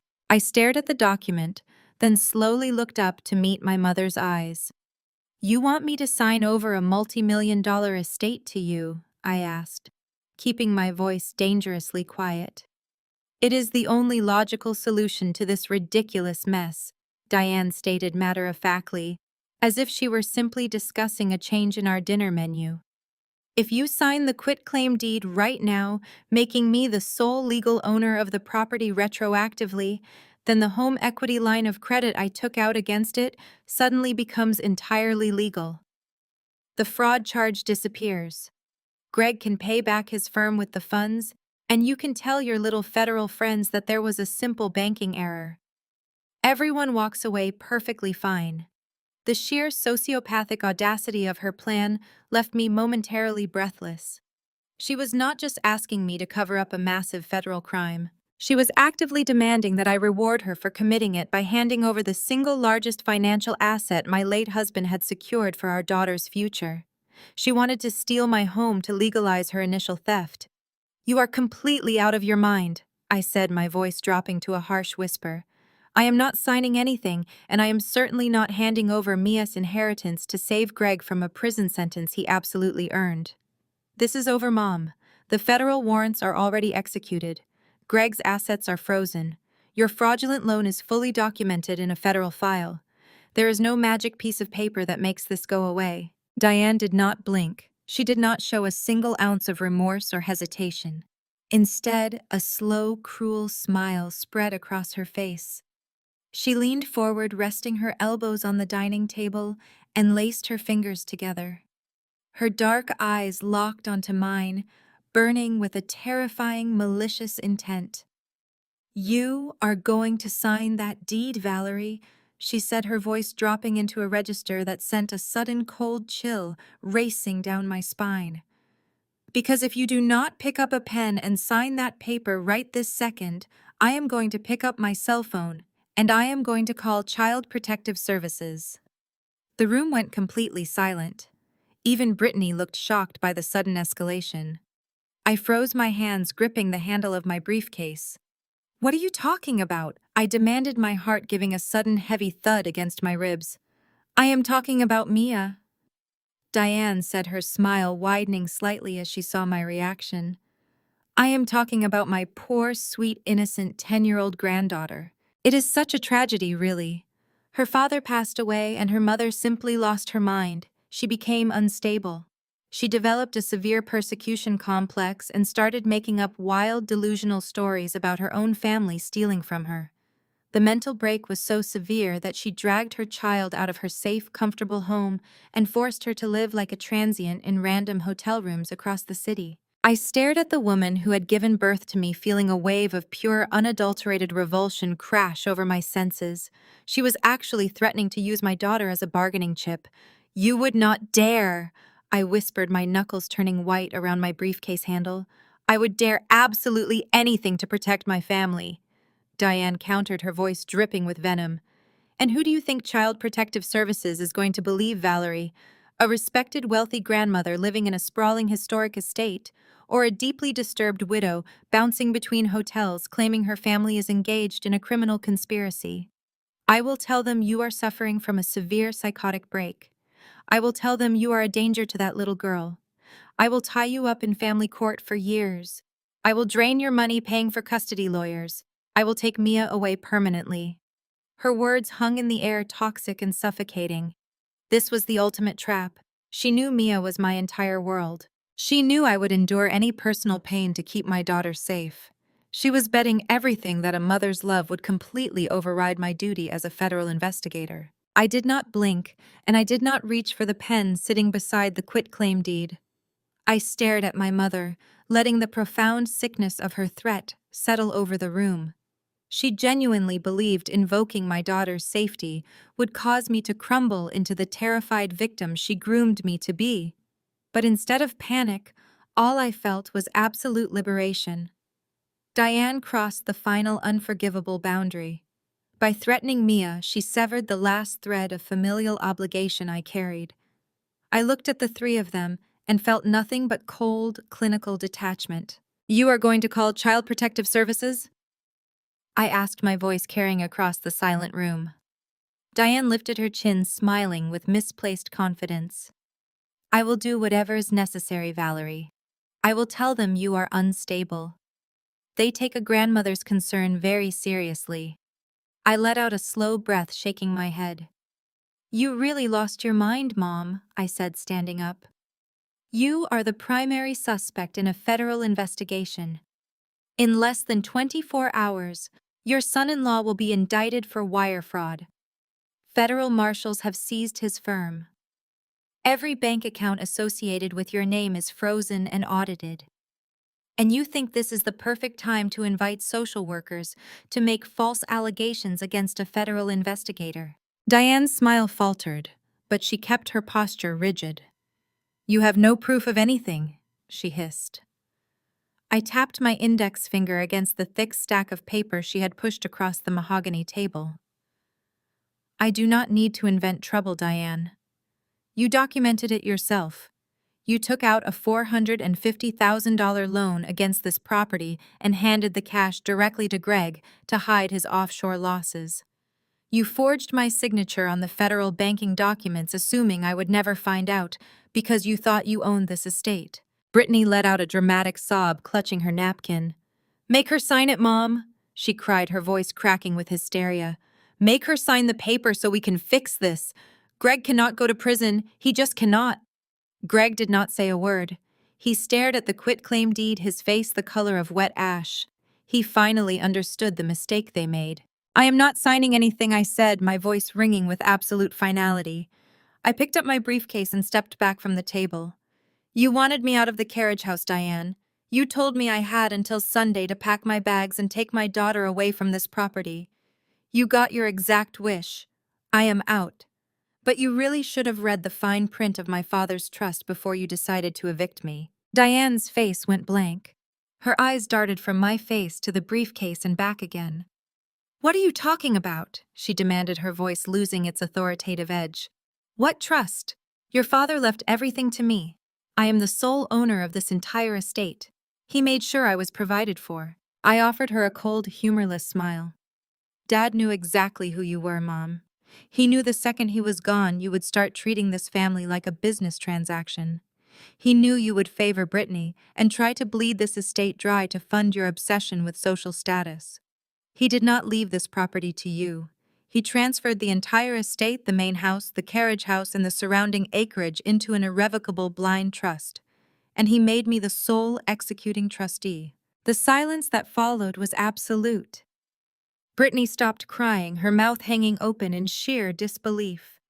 Greg squeezed his eyes shut as a fresh wave of perspiration broke out across his forehead.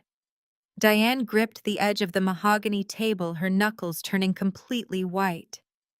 You are lying, she whispered, her voice shaking with a terrifying rage. That is a lie. This is my house. I have lived here for 30 years. I am the matriarch of this family. You are a tenant, Mom. I corrected her gently but firmly. You have been living here by my grace and my permission. The deed you just tried to force me to sign is entirely useless because you cannot claim ownership of a property that belongs to a federal trust. The bank will realize the forgery the second my attorney presents the original trust documents tomorrow morning. You did not just secure a fraudulent loan, you committed a massive felony against a federally protected financial entity. You ruined my life, Brittany screamed, pointing at her mother. You tolerated me because you thought you had no other choice, I said, stepping out of her reach. And now you have absolutely nothing left to tolerate. I am evicting you, Diane. You have 48 hours to pack whatever fits into your luxury cars and vacate my property.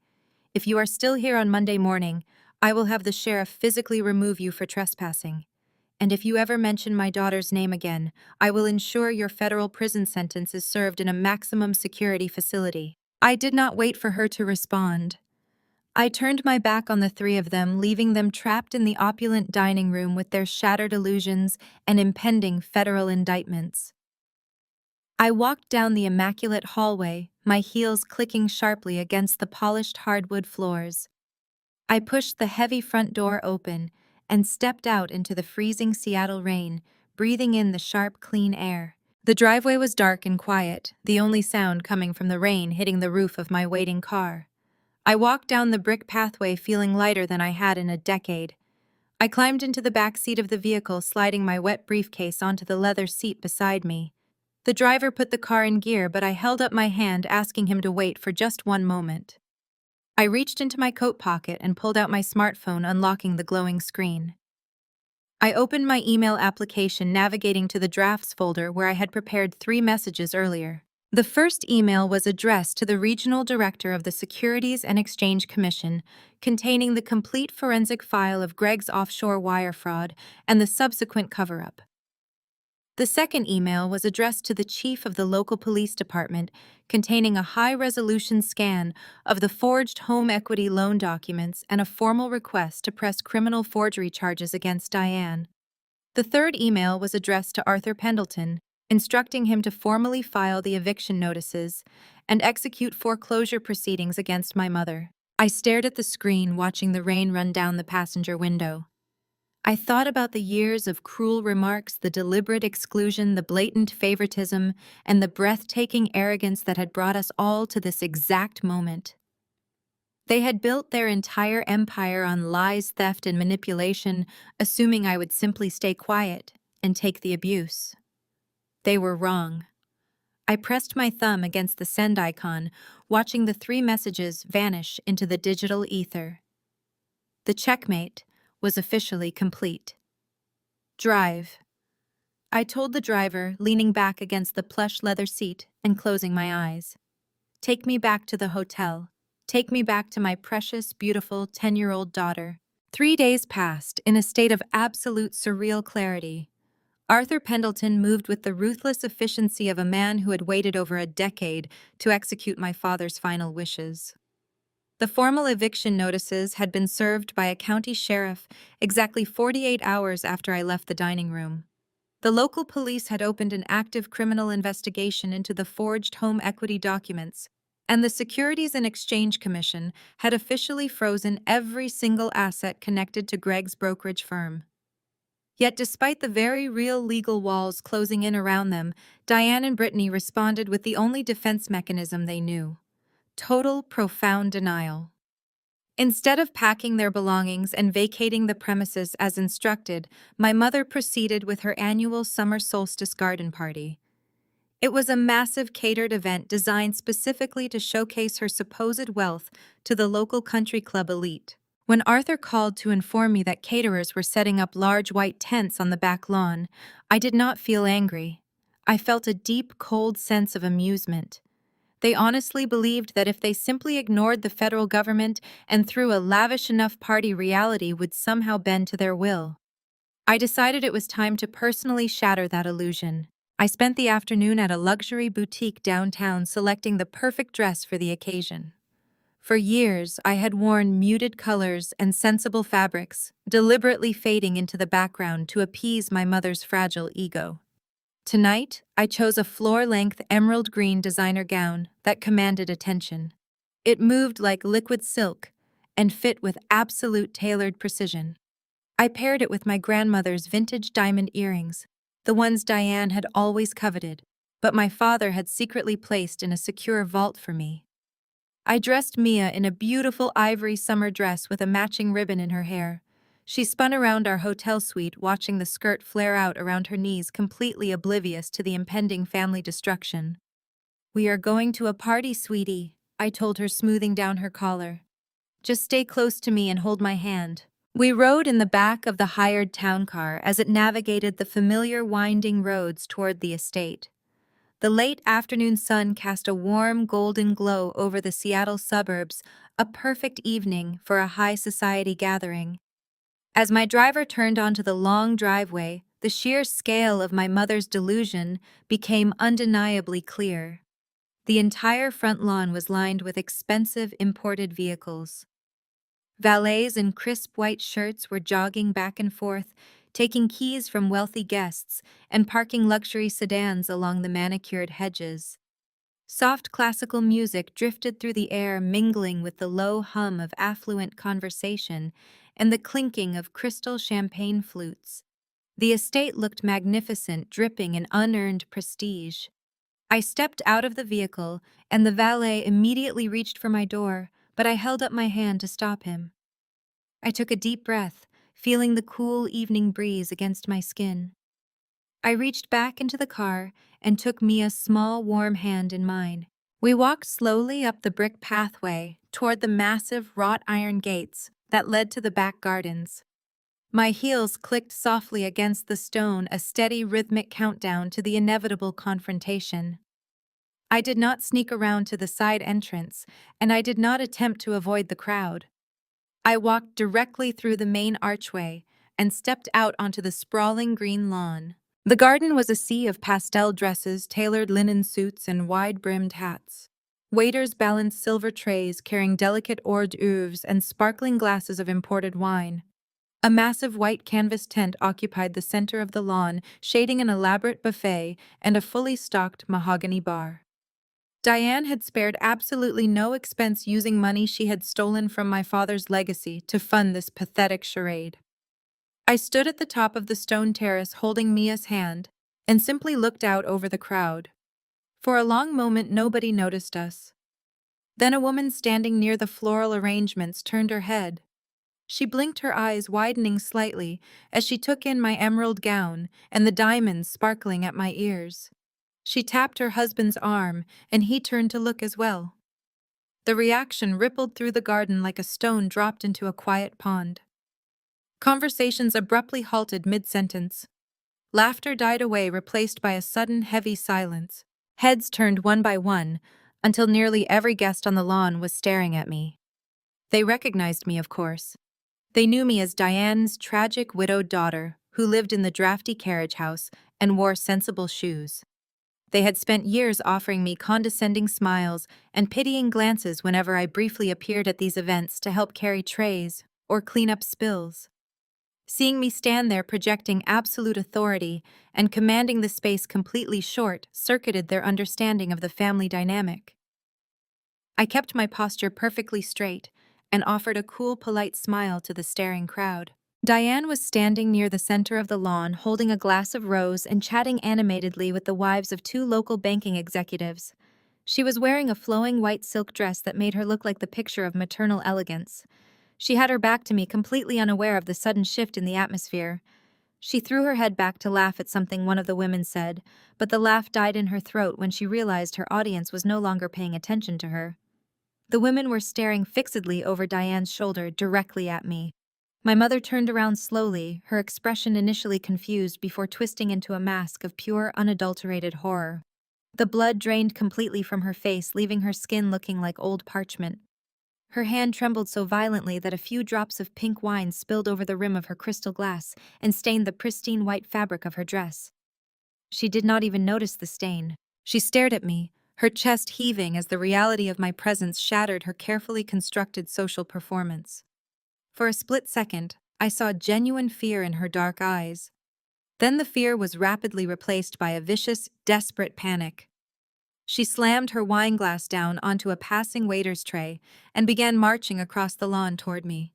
She moved with stiff, jerky steps, her fake smile pinned desperately in place for the benefit of her watching friends, but her eyes were wild.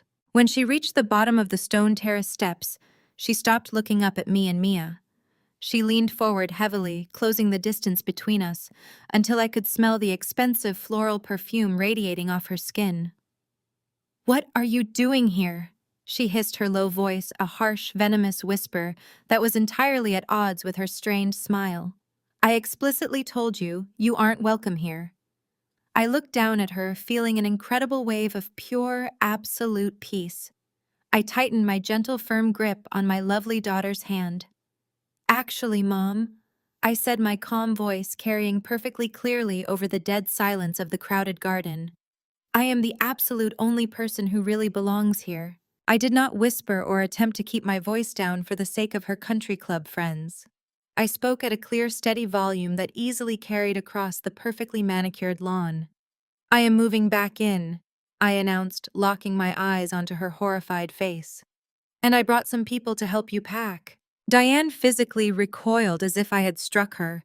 Her mouth opened and closed, but no sound came out.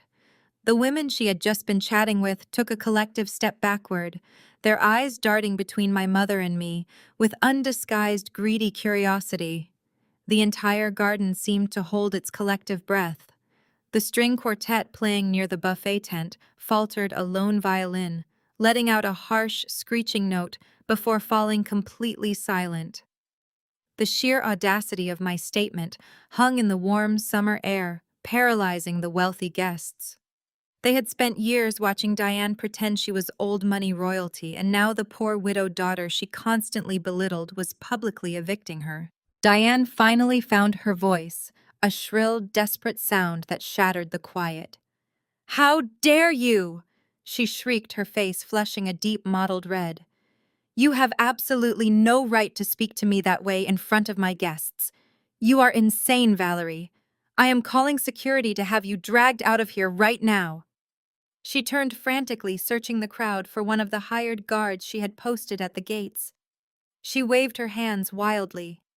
"Security!" she yelled, her voice cracking with pure hysteria. "We have a trespasser. Remove her." I did not flinch or take a step backward. I simply stood my ground, holding Mia's hand securely in mine as my mother completely unraveled in front of her most important social circle. The wealthy elite of Seattle watched in stunned silence as the immaculate facade of the Wilson family finally collapsed into spectacular public ruin. "Security is not going to help you, Mom," I said, my voice remaining calm. "In fact, I think they are going to be a little busy." As I spoke, the heavy wrought iron gates behind me swung open wider. The loud crunch of heavy footsteps on the gravel driveway echoed through the quiet garden. Two federal agents dressed in dark suits and windbreakers stepped out from the shadows of the archway and walked directly onto the pristine lawn. They bypassed me entirely, their eyes locked onto their target. They moved with terrifying purpose, cutting a straight path through the sea of pastel dresses and expensive linen suits. The guests scrambled out of their way, parting like the Red Sea to let the agents pass. People bumped into each other, spilling champagne and dropping appetizers onto the grass in their haste to get away from the approaching authorities. The air grew thick with dread. I looked past my mother and focused my attention on the far side of the white canvas tent. Greg was standing near the outdoor bar, holding a frosted glass of imported beer. He was wearing a light blue summer suit, attempting to look like a carefree broker enjoying a summer evening. The moment he saw the two federal agents marching across the lawn, the color completely vanished from his face. His skin turned a sickening pale gray, and his hands began to shake violently. The glass of beer slipped from his grip and shattered against the stone patio, sending shards of glass and amber liquid splashing across the polished shoes of a bank president standing next to him. Greg did not even notice. He stood frozen in place, a cornered animal, realizing there was nowhere left to run. His fraudulent empire had caught up to him. He looked around, his eyes darting frantically toward the side gates, but two more uniformed officers had already appeared, securing the perimeter. He was surrounded. The two lead agents reached the patio and stopped directly in front of him. "Gregory Sterling," one of the agents said, his deep voice booming across the silent garden. Every single guest turned to watch the scene unfold. The agent reached into his jacket pocket and pulled out a leather badge case, flipping it open to display a silver federal shield. "You are under arrest for wire fraud and embezzlement." The collective gasp from the country club elite was deafening. Whispers erupted instantly, ripping through the crowd like a wildfire. People covered their mouths, pointing at Greg and backing away, as if his crimes were physically contagious. Diane spun around, staring at her son-in-law with wide, terrified eyes. Her hands flew to her face, dropping her wine glass onto the grass. She finally realized that my threats from the dining room were not a bluff. The federal government was literally dismantling her family in the middle of her party. Before Greg could utter a single word of defense, a piercing, hysterical scream shattered the evening air. Brittany pushed her way through the crowd of stunned guests, her face contorted in absolute agony. She was wearing a custom silk gown that dragged across the wet grass as she ran toward her husband. "Greg!" she shrieked, shoving a waiter out of her path. "What is happening? What are you doing to him?" She threw herself at the federal agents, grabbing at their dark suit jackets with her perfectly manicured hands. "Stop it!" she screamed, sobbing wildly. "You cannot do this. He is a respected wealth manager. You are making a mistake." The second agent easily deflected her grasping hands, stepping between Brittany and her husband. "Mom, I need you to step back immediately," he warned, his voice stern and commanding. "Do not interfere with a federal arrest." Brittany ignored him completely, turning her furious, tear-streaked face toward me. I stood at the edge of the terrace, watching her world burn down. "This is your fault," she sobbed violently, pointing a shaking finger at my emerald dress. "You did this, Valerie. You ruined my life." I did not respond to her pathetic accusations at all. I just watched as the first federal agent grabbed Greg by the shoulder and spun him around, pressing him firmly against one of the white tent poles. Greg offered no resistance. He went completely limp, his shoulders sagging in total defeat as the agent pulled his arms behind his back. The sharp metallic click of the steel handcuffs locking around Greg's wrists echoed loudly over the manicured green lawn. The sound was incredibly final. It was the sound of a consequence that could not be bribed, manipulated, or charmed away. Greg stared down at the grass as the agent read him his Miranda rights in a loud and clear voice, ensuring that every single wealthy investor and local country club socialite in attendance heard exactly what Gregory Sterling had done. They heard about the stolen funds, the offshore accounts, and the millions of dollars embezzled from vulnerable clients. Brittany collapsed onto a white wrought iron patio chair, sobbing uncontrollably into her hands. Her perfect summer party had transformed into the most humiliating spectacle in the history of the neighborhood. Her friends were currently pulling out their cell phones and recording her husband's federal arrest. Diane stood frozen in the middle of the lawn, completely incapable of processing the absolute destruction of her carefully curated reality. I looked down at Mia and squeezed her small hand, feeling a deep, profound sense of justice finally wash over me. I did not flinch. I did not step back. My federal training kicked in instantly. I released Mia's hand and intercepted the strike before it could land. I caught her wrist in a vice grip, stopping the movement with absolute precision. I squeezed hard enough to make her gasp, watching the rage in her eyes shatter into sudden, painful clarity. I released her arm and she stumbled backward. I did not whisper. I spoke at a clear volume. I am moving back in, and I brought some people to help you pack. 2 federal agents stepped out from behind me and walked straight up to Greg in the middle of the lawn. They loudly informed him he was under arrest for wire fraud and embezzlement. Brittany screamed hysterically as Greg was handcuffed in front of the entire country club elite. The sound of the heavy metal cuffs clicking into place echoed sharply across the manicured grass. The wealthy guests who had been staring at me moments ago now turned their shocked attention to the spectacle unfolding near the buffet tent. Greg did not put up a fight. His shoulders slumped in total defeat as the agents recited his Miranda rights. Brittany, however, was entirely inconsolable. She threw herself toward the arresting officers, sobbing wildly and grasping at her husband's jacket. "You cannot do this!" she wailed, her expensive silk dress tearing as she fell to her knees. "He is innocent. He did not do anything wrong."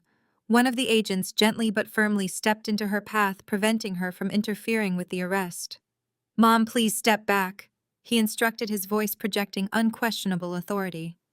"Your husband is being transported to the federal holding facility downtown. You can contact his attorney from there." Diane stood frozen on the stone terrace, completely immobilized by the unfolding disaster. The color had entirely drained from her face, leaving her skin a ghastly shade of gray. The elite social circle she had spent decades cultivating was currently watching her son-in-law being hauled away in federal custody. Her absolute worst nightmare was playing out in real time, right in her own backyard. She slowly turned her head to look at me, her eyes wide with a mixture of terror and disbelief. "You did this," she whispered, her voice barely carrying over Brittany's hysterical sobs. "You destroyed everything." I looked at the woman who had tormented me for my entire life and felt a profound sense of closure. "I did not destroy anything, Diane." I said, my tone perfectly level. "You and Greg destroyed yourselves. I am just delivering the consequences." I took a step closer, ensuring she heard every single word. Diane finally snapped. The reality of what had just occurred crashed down on her, shattering the last fragments of her socialite persona. She realized her friends had witnessed everything. Her reputation in Seattle was irreparably destroyed. Her face twisted into a mask of feral rage. The poised, elegant matriarch vanished, entirely replaced by a desperate woman. She spun around, tearing into the grass, and marched directly toward me. "You ungrateful, malicious little witch!" she screamed, her voice tearing through the garden. She raised her right hand, lunging forward, aiming a violent slap directly at my face. You are destroying this entire family right now. I did not flinch. My federal training kicked in instantly. I released Mia's hand for a fraction of a second and brought my left arm up, catching Diane's wrist midair. The impact sent a shockwave up my forearm, but I held my ground, locking my grip around her thin wrist like a steel vise. Diane gasped in shock, her eyes widening as she struggled to pull her arm back. I did not let go. I squeezed slightly, forcing her to look directly into my eyes. You destroyed this family decades ago, Mom, I said, my voice dropping to a dangerously low register. I shoved her arm back, letting her stumble backward in her expensive white silk dress. I reached into my designer clutch and pulled out a thick envelope containing the documents Arthur Pendleton had rushed through the court system earlier that afternoon. I took 2 steps forward, closing the distance between us, and slapped the envelope flat against her chest. Diane instinctively brought her hands up to catch it, clutching the thick packet against her heart. "What is this?" she stammered, her voice wavering as she looked down at the official court seal stamped across the front of the heavy parchment. "That right there is a legally binding court-stamped 30-day eviction notice," I calmly explained, pronouncing every single syllable with crystal-clear precision. Diane ripped the envelope open, her hands shaking so badly she tore the paper. She pulled out the legal documents and scanned the front page, her eyes darting frantically across the bold black text. "No," she muttered, shaking her head in frantic denial. "No, this is a mistake. You cannot do this, Valerie. This is my home. My husband bought this house. He bought it for me. We built this life together. He would never allow you to throw me out on the street. You are faking these documents. I will call my lawyers tomorrow morning.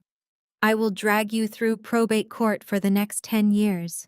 I will take absolutely everything from you." I let out a slow, soft laugh that held absolutely zero warmth. "You still do not understand, Diane. You have no lawyers. Greg's firm is seized and your bank accounts are locked. And more importantly, you have no claim to this land. Dad left the house to me in a blind trust because he knew you would bleed him dry. You forged my signature for the equity line. The bank was going to foreclose on it, but I paid the $450,000 off in full yesterday with my own money. The house is 100% mine. You have 30 days to vacate my property." Diane's eyes widened in utter disbelief. "Where did you get that kind of money?" she demanded, her voice shrill with shock. "You work a government job." I smiled, thinking of the secure investments my late husband had carefully built for our future. "My husband was a very smart man," I said softly. "He made sure Mia and I would never have to rely on people like you." I wired the funds directly back to the bank, clearing the lien and securing the title. "The trust is completely intact, and your fraudulent equity line no longer exists. You have no leverage. You have no claim. You have absolutely nothing."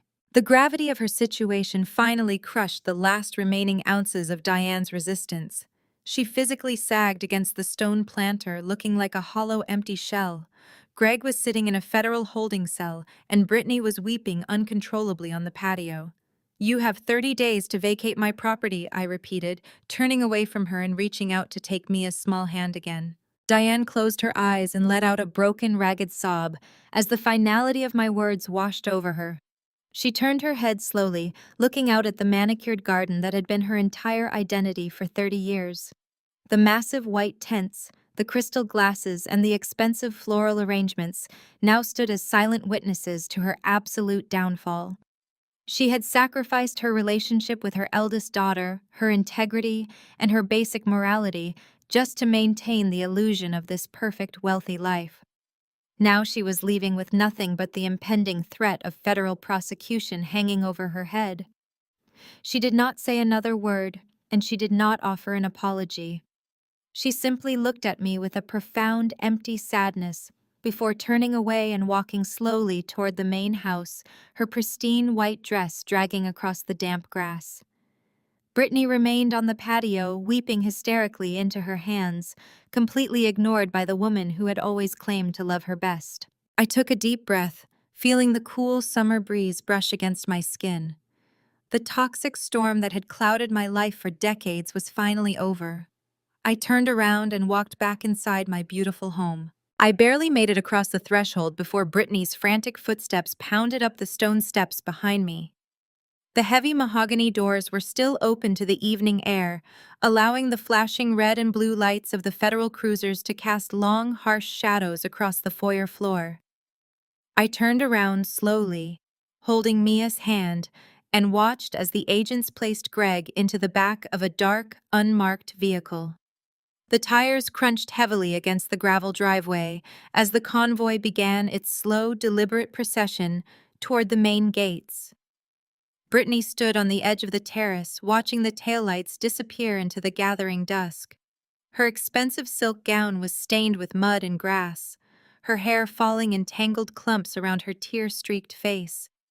When the cars vanished, she spun to face me.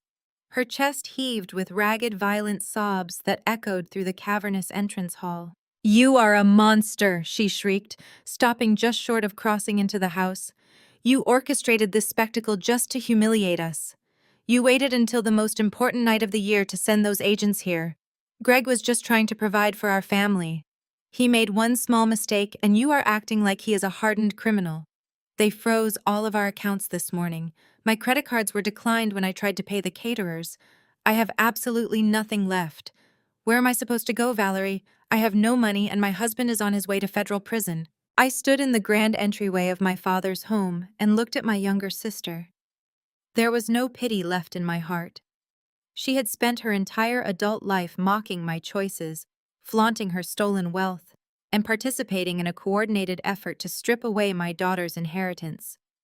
She had lived in a luxury condo funded by offshore wire fraud, and she had enthusiastically supported my eviction from the carriage house just a few days prior. "You can go anywhere you like, Brittany," I replied, my voice calm and steady.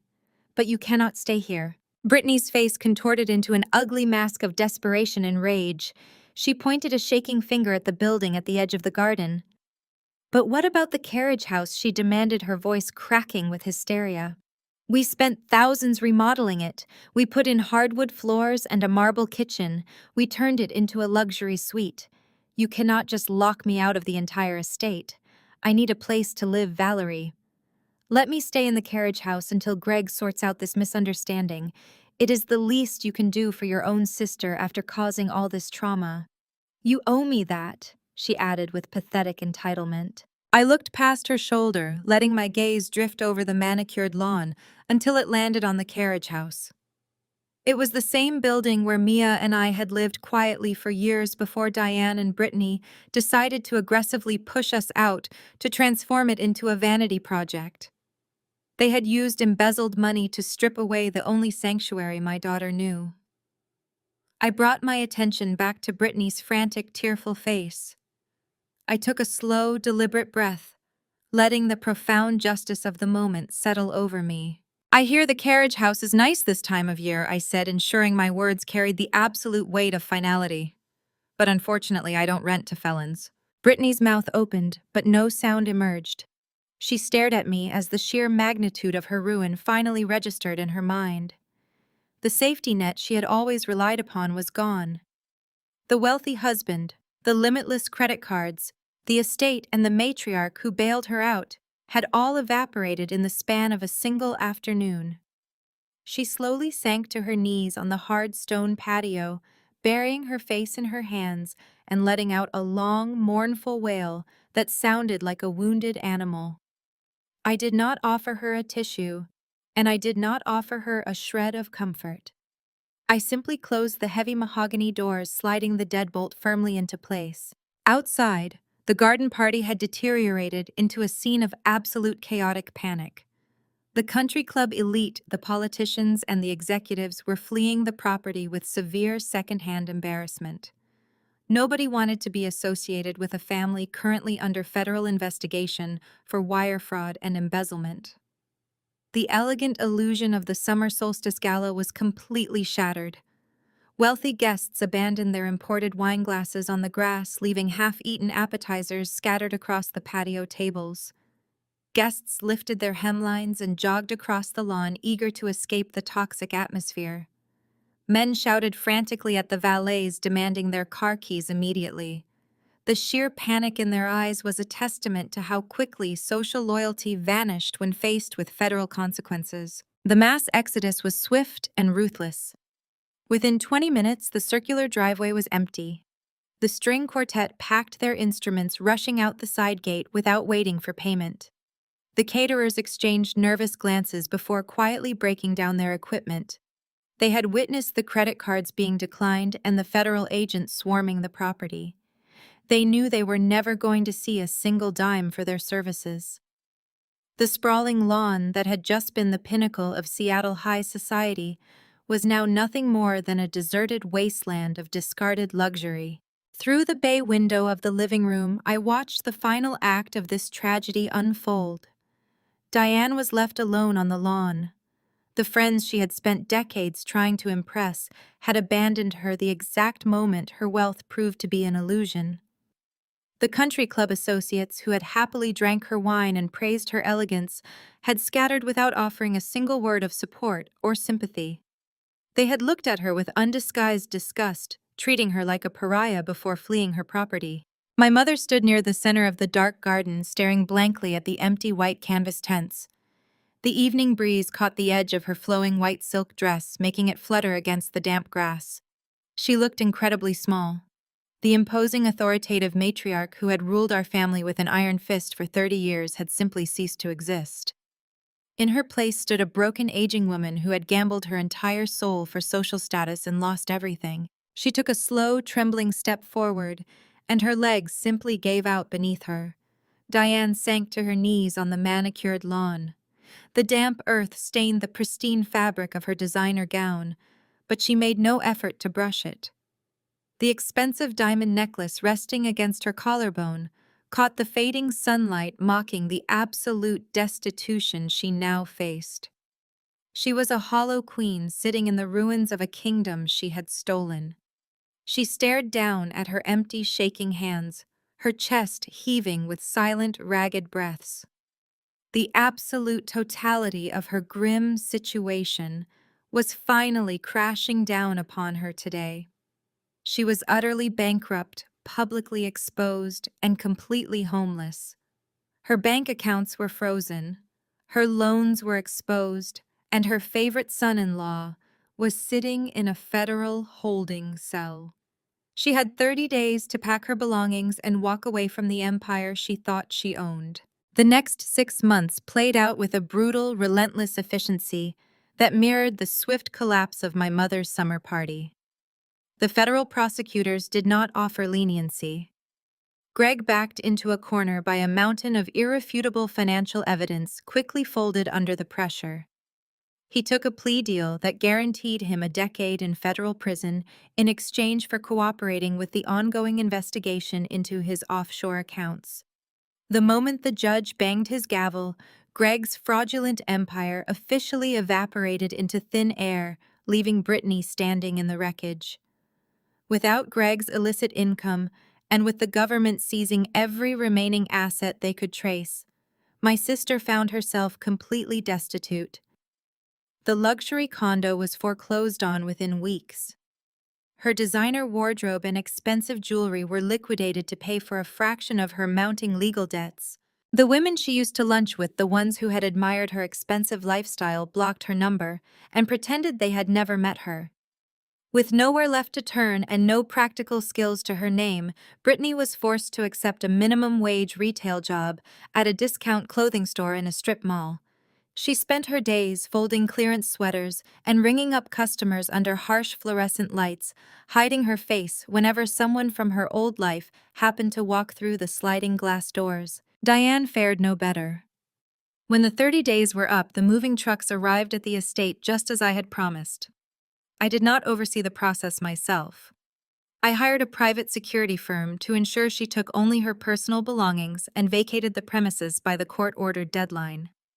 Stripped of the massive house and the stolen funds, she had relied on, Diane was forced to move into a tiny, run-down apartment complex on the industrial outskirts of the city. Her new reality consisted of peeling linoleum floors, dripping faucets, and neighbors who had no interest in her former status. She tried to reach out to her country club friends, begging for temporary loans or a place to stay, but the rejection was absolute.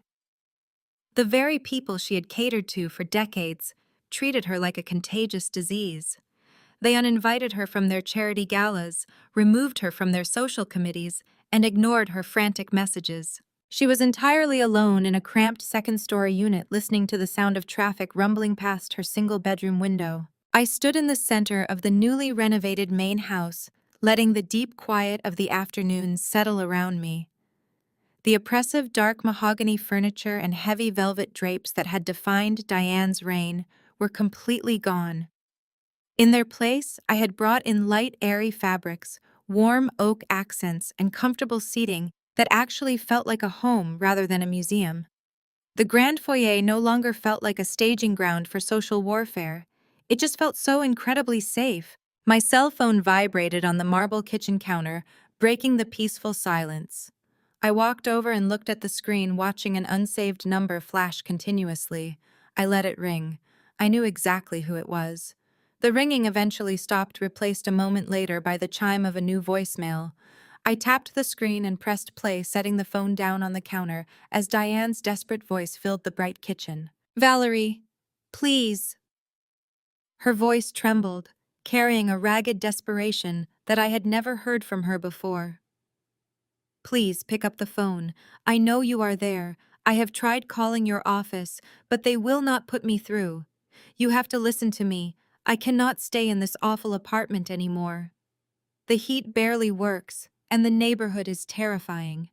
I am your mother, Valerie. You cannot just leave me out in the cold like this." She paused, drawing in a shaky, wet breath.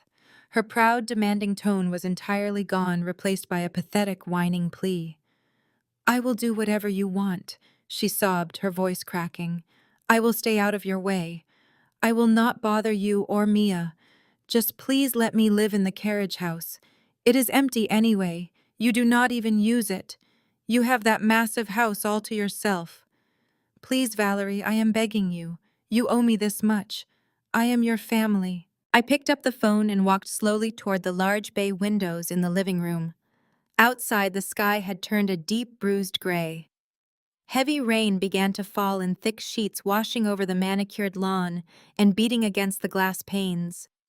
It was the exact same kind of relentless driving rain that had been falling on the day I first arrived at this house, with my suitcases standing on the porch while Diane threatened to call the police on me. The bitter irony of the moment was profound. She had looked at me and my daughter soaking wet and desperate, and she had felt absolutely nothing.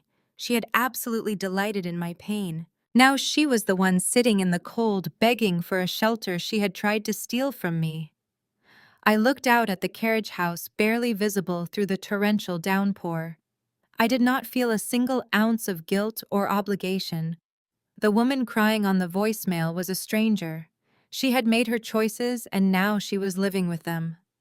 I pressed my thumb against the screen and deleted the voicemail without replying. The digital trash can icon swallowed the audio file, finalizing the total erasure of Diane Wilson from my life. I slid the phone into my pocket and took a deep, cleansing breath. The rain continued to pound against the roof, a steady, rhythmic drumming that felt more like a protective barrier than a storm. I turned away from the gray afternoon light and focused my attention on the warm, inviting glow coming from the stone fireplace in the family room. I had spent the entire morning arranging chopped cedar wood and building a perfect crackling fire. The orange and yellow flames danced cheerfully, casting a soft, comforting light across the plush rug where Mia was currently sitting. She was wearing her favorite fleece pajamas, her small legs crossed as she focused intensely on a massive jigsaw puzzle spread out over the floor. The tension that used to permanently live in her small shoulders had completely vanished over the last few months. She was no longer jumping at sudden noises or hiding in her room to avoid Diane's harsh criticisms. She was just a happy, normal child, enjoying a lazy, rainy afternoon in her own home. I walked into the kitchen and retrieved 2 large ceramic mugs from the cabinet. The sweet chocolate aroma filled the air, mixing perfectly with the smell of the burning cedar wood. I carried the empty mugs into the family room, along with a steaming thermos, and settled onto the thick, soft rug right next to her. A small, satisfied smile spread across her face as she looked at the crackling flames. She picked up a puzzle piece, turning it over in her fingers. She looked at the piece, then looked up at me, her dark eyes reflecting the flickering firelight. "Mom," she asked, her voice soft and hesitant, "is grandmother ever coming back here?" She did not sound scared exactly, but there was a lingering caution in her tone. It was the caution of a child who had learned early on that safety was a fragile, temporary thing. I reached out and gently smoothed a stray lock of hair behind her ear. I looked around the beautiful, spacious room, taking in the peace, the warmth, and the absolute security of the walls surrounding us. I thought about the locked gates at the end of the driveway and the heavy title deed sitting safely in a bank vault under my name. I smiled, pouring them both hot cocoa. "No, sweetie," I said, my voice filled with a calm, unwavering certainty. "It is just us now, and we have more than enough space." Mia let out a small, quiet breath that sounded like pure relief. She leaned against my shoulder, her warm weight grounding me in the present moment. We watched the fire burn down to red embers while the storm raged outside. When the puzzle was finished, I kissed her forehead and stood up. I walked through the hallway, my footsteps making no sound on the carpet. The house was totally silent, wrapped in protective calm. I walked over to the entryway. I reached into my pocket and pulled out a brand new shiny key. The metal was cool and heavy against my palm, a tangible symbol of ownership and victory. I inserted the key into the deadbolt and turned it, locking the massive front doors of my estate. The mechanism slid into place with a loud, solid click. The hardest truth I had to learn is that sharing blood with someone does not give them a free pass to destroy your peace. For years, I believed that being a good daughter and a good sister meant making myself smaller so my family could feel big. I accepted their cruelty because society tells us that family is everything and that we should forgive endlessly. But forgiveness should never be confused with allowing yourself to be abused. True family is not defined by DNA. True family is defined by mutual respect, genuine love, and the ability to celebrate each other's victories without jealousy. Reclaiming your life means walking away from the people who demand you surrender it. When you stop playing the victim toxic people have assigned to you, they will call you selfish. Let them. Your only responsibility is to your own well-being and the safety of those who depend on you. The universe has a remarkable way of balancing the scales. You do not need to seek revenge against those who hurt you. You simply need to build a beautiful life and let the natural consequences of their actions catch up with them. Peace is the ultimate victory, and you can only find it when you lock the door on the toxicity you left behind. Have you ever had to draw a hard line and walk away from toxic family members to protect your own peace? Share your story in the comments below. If this journey of reclaiming self-worth resonated with you, please hit the like button and subscribe for more stories about surviving family betrayal and finding your true strength. Remember that your peace is priceless, and you are never obligated to keep the door open for those who only bring storms.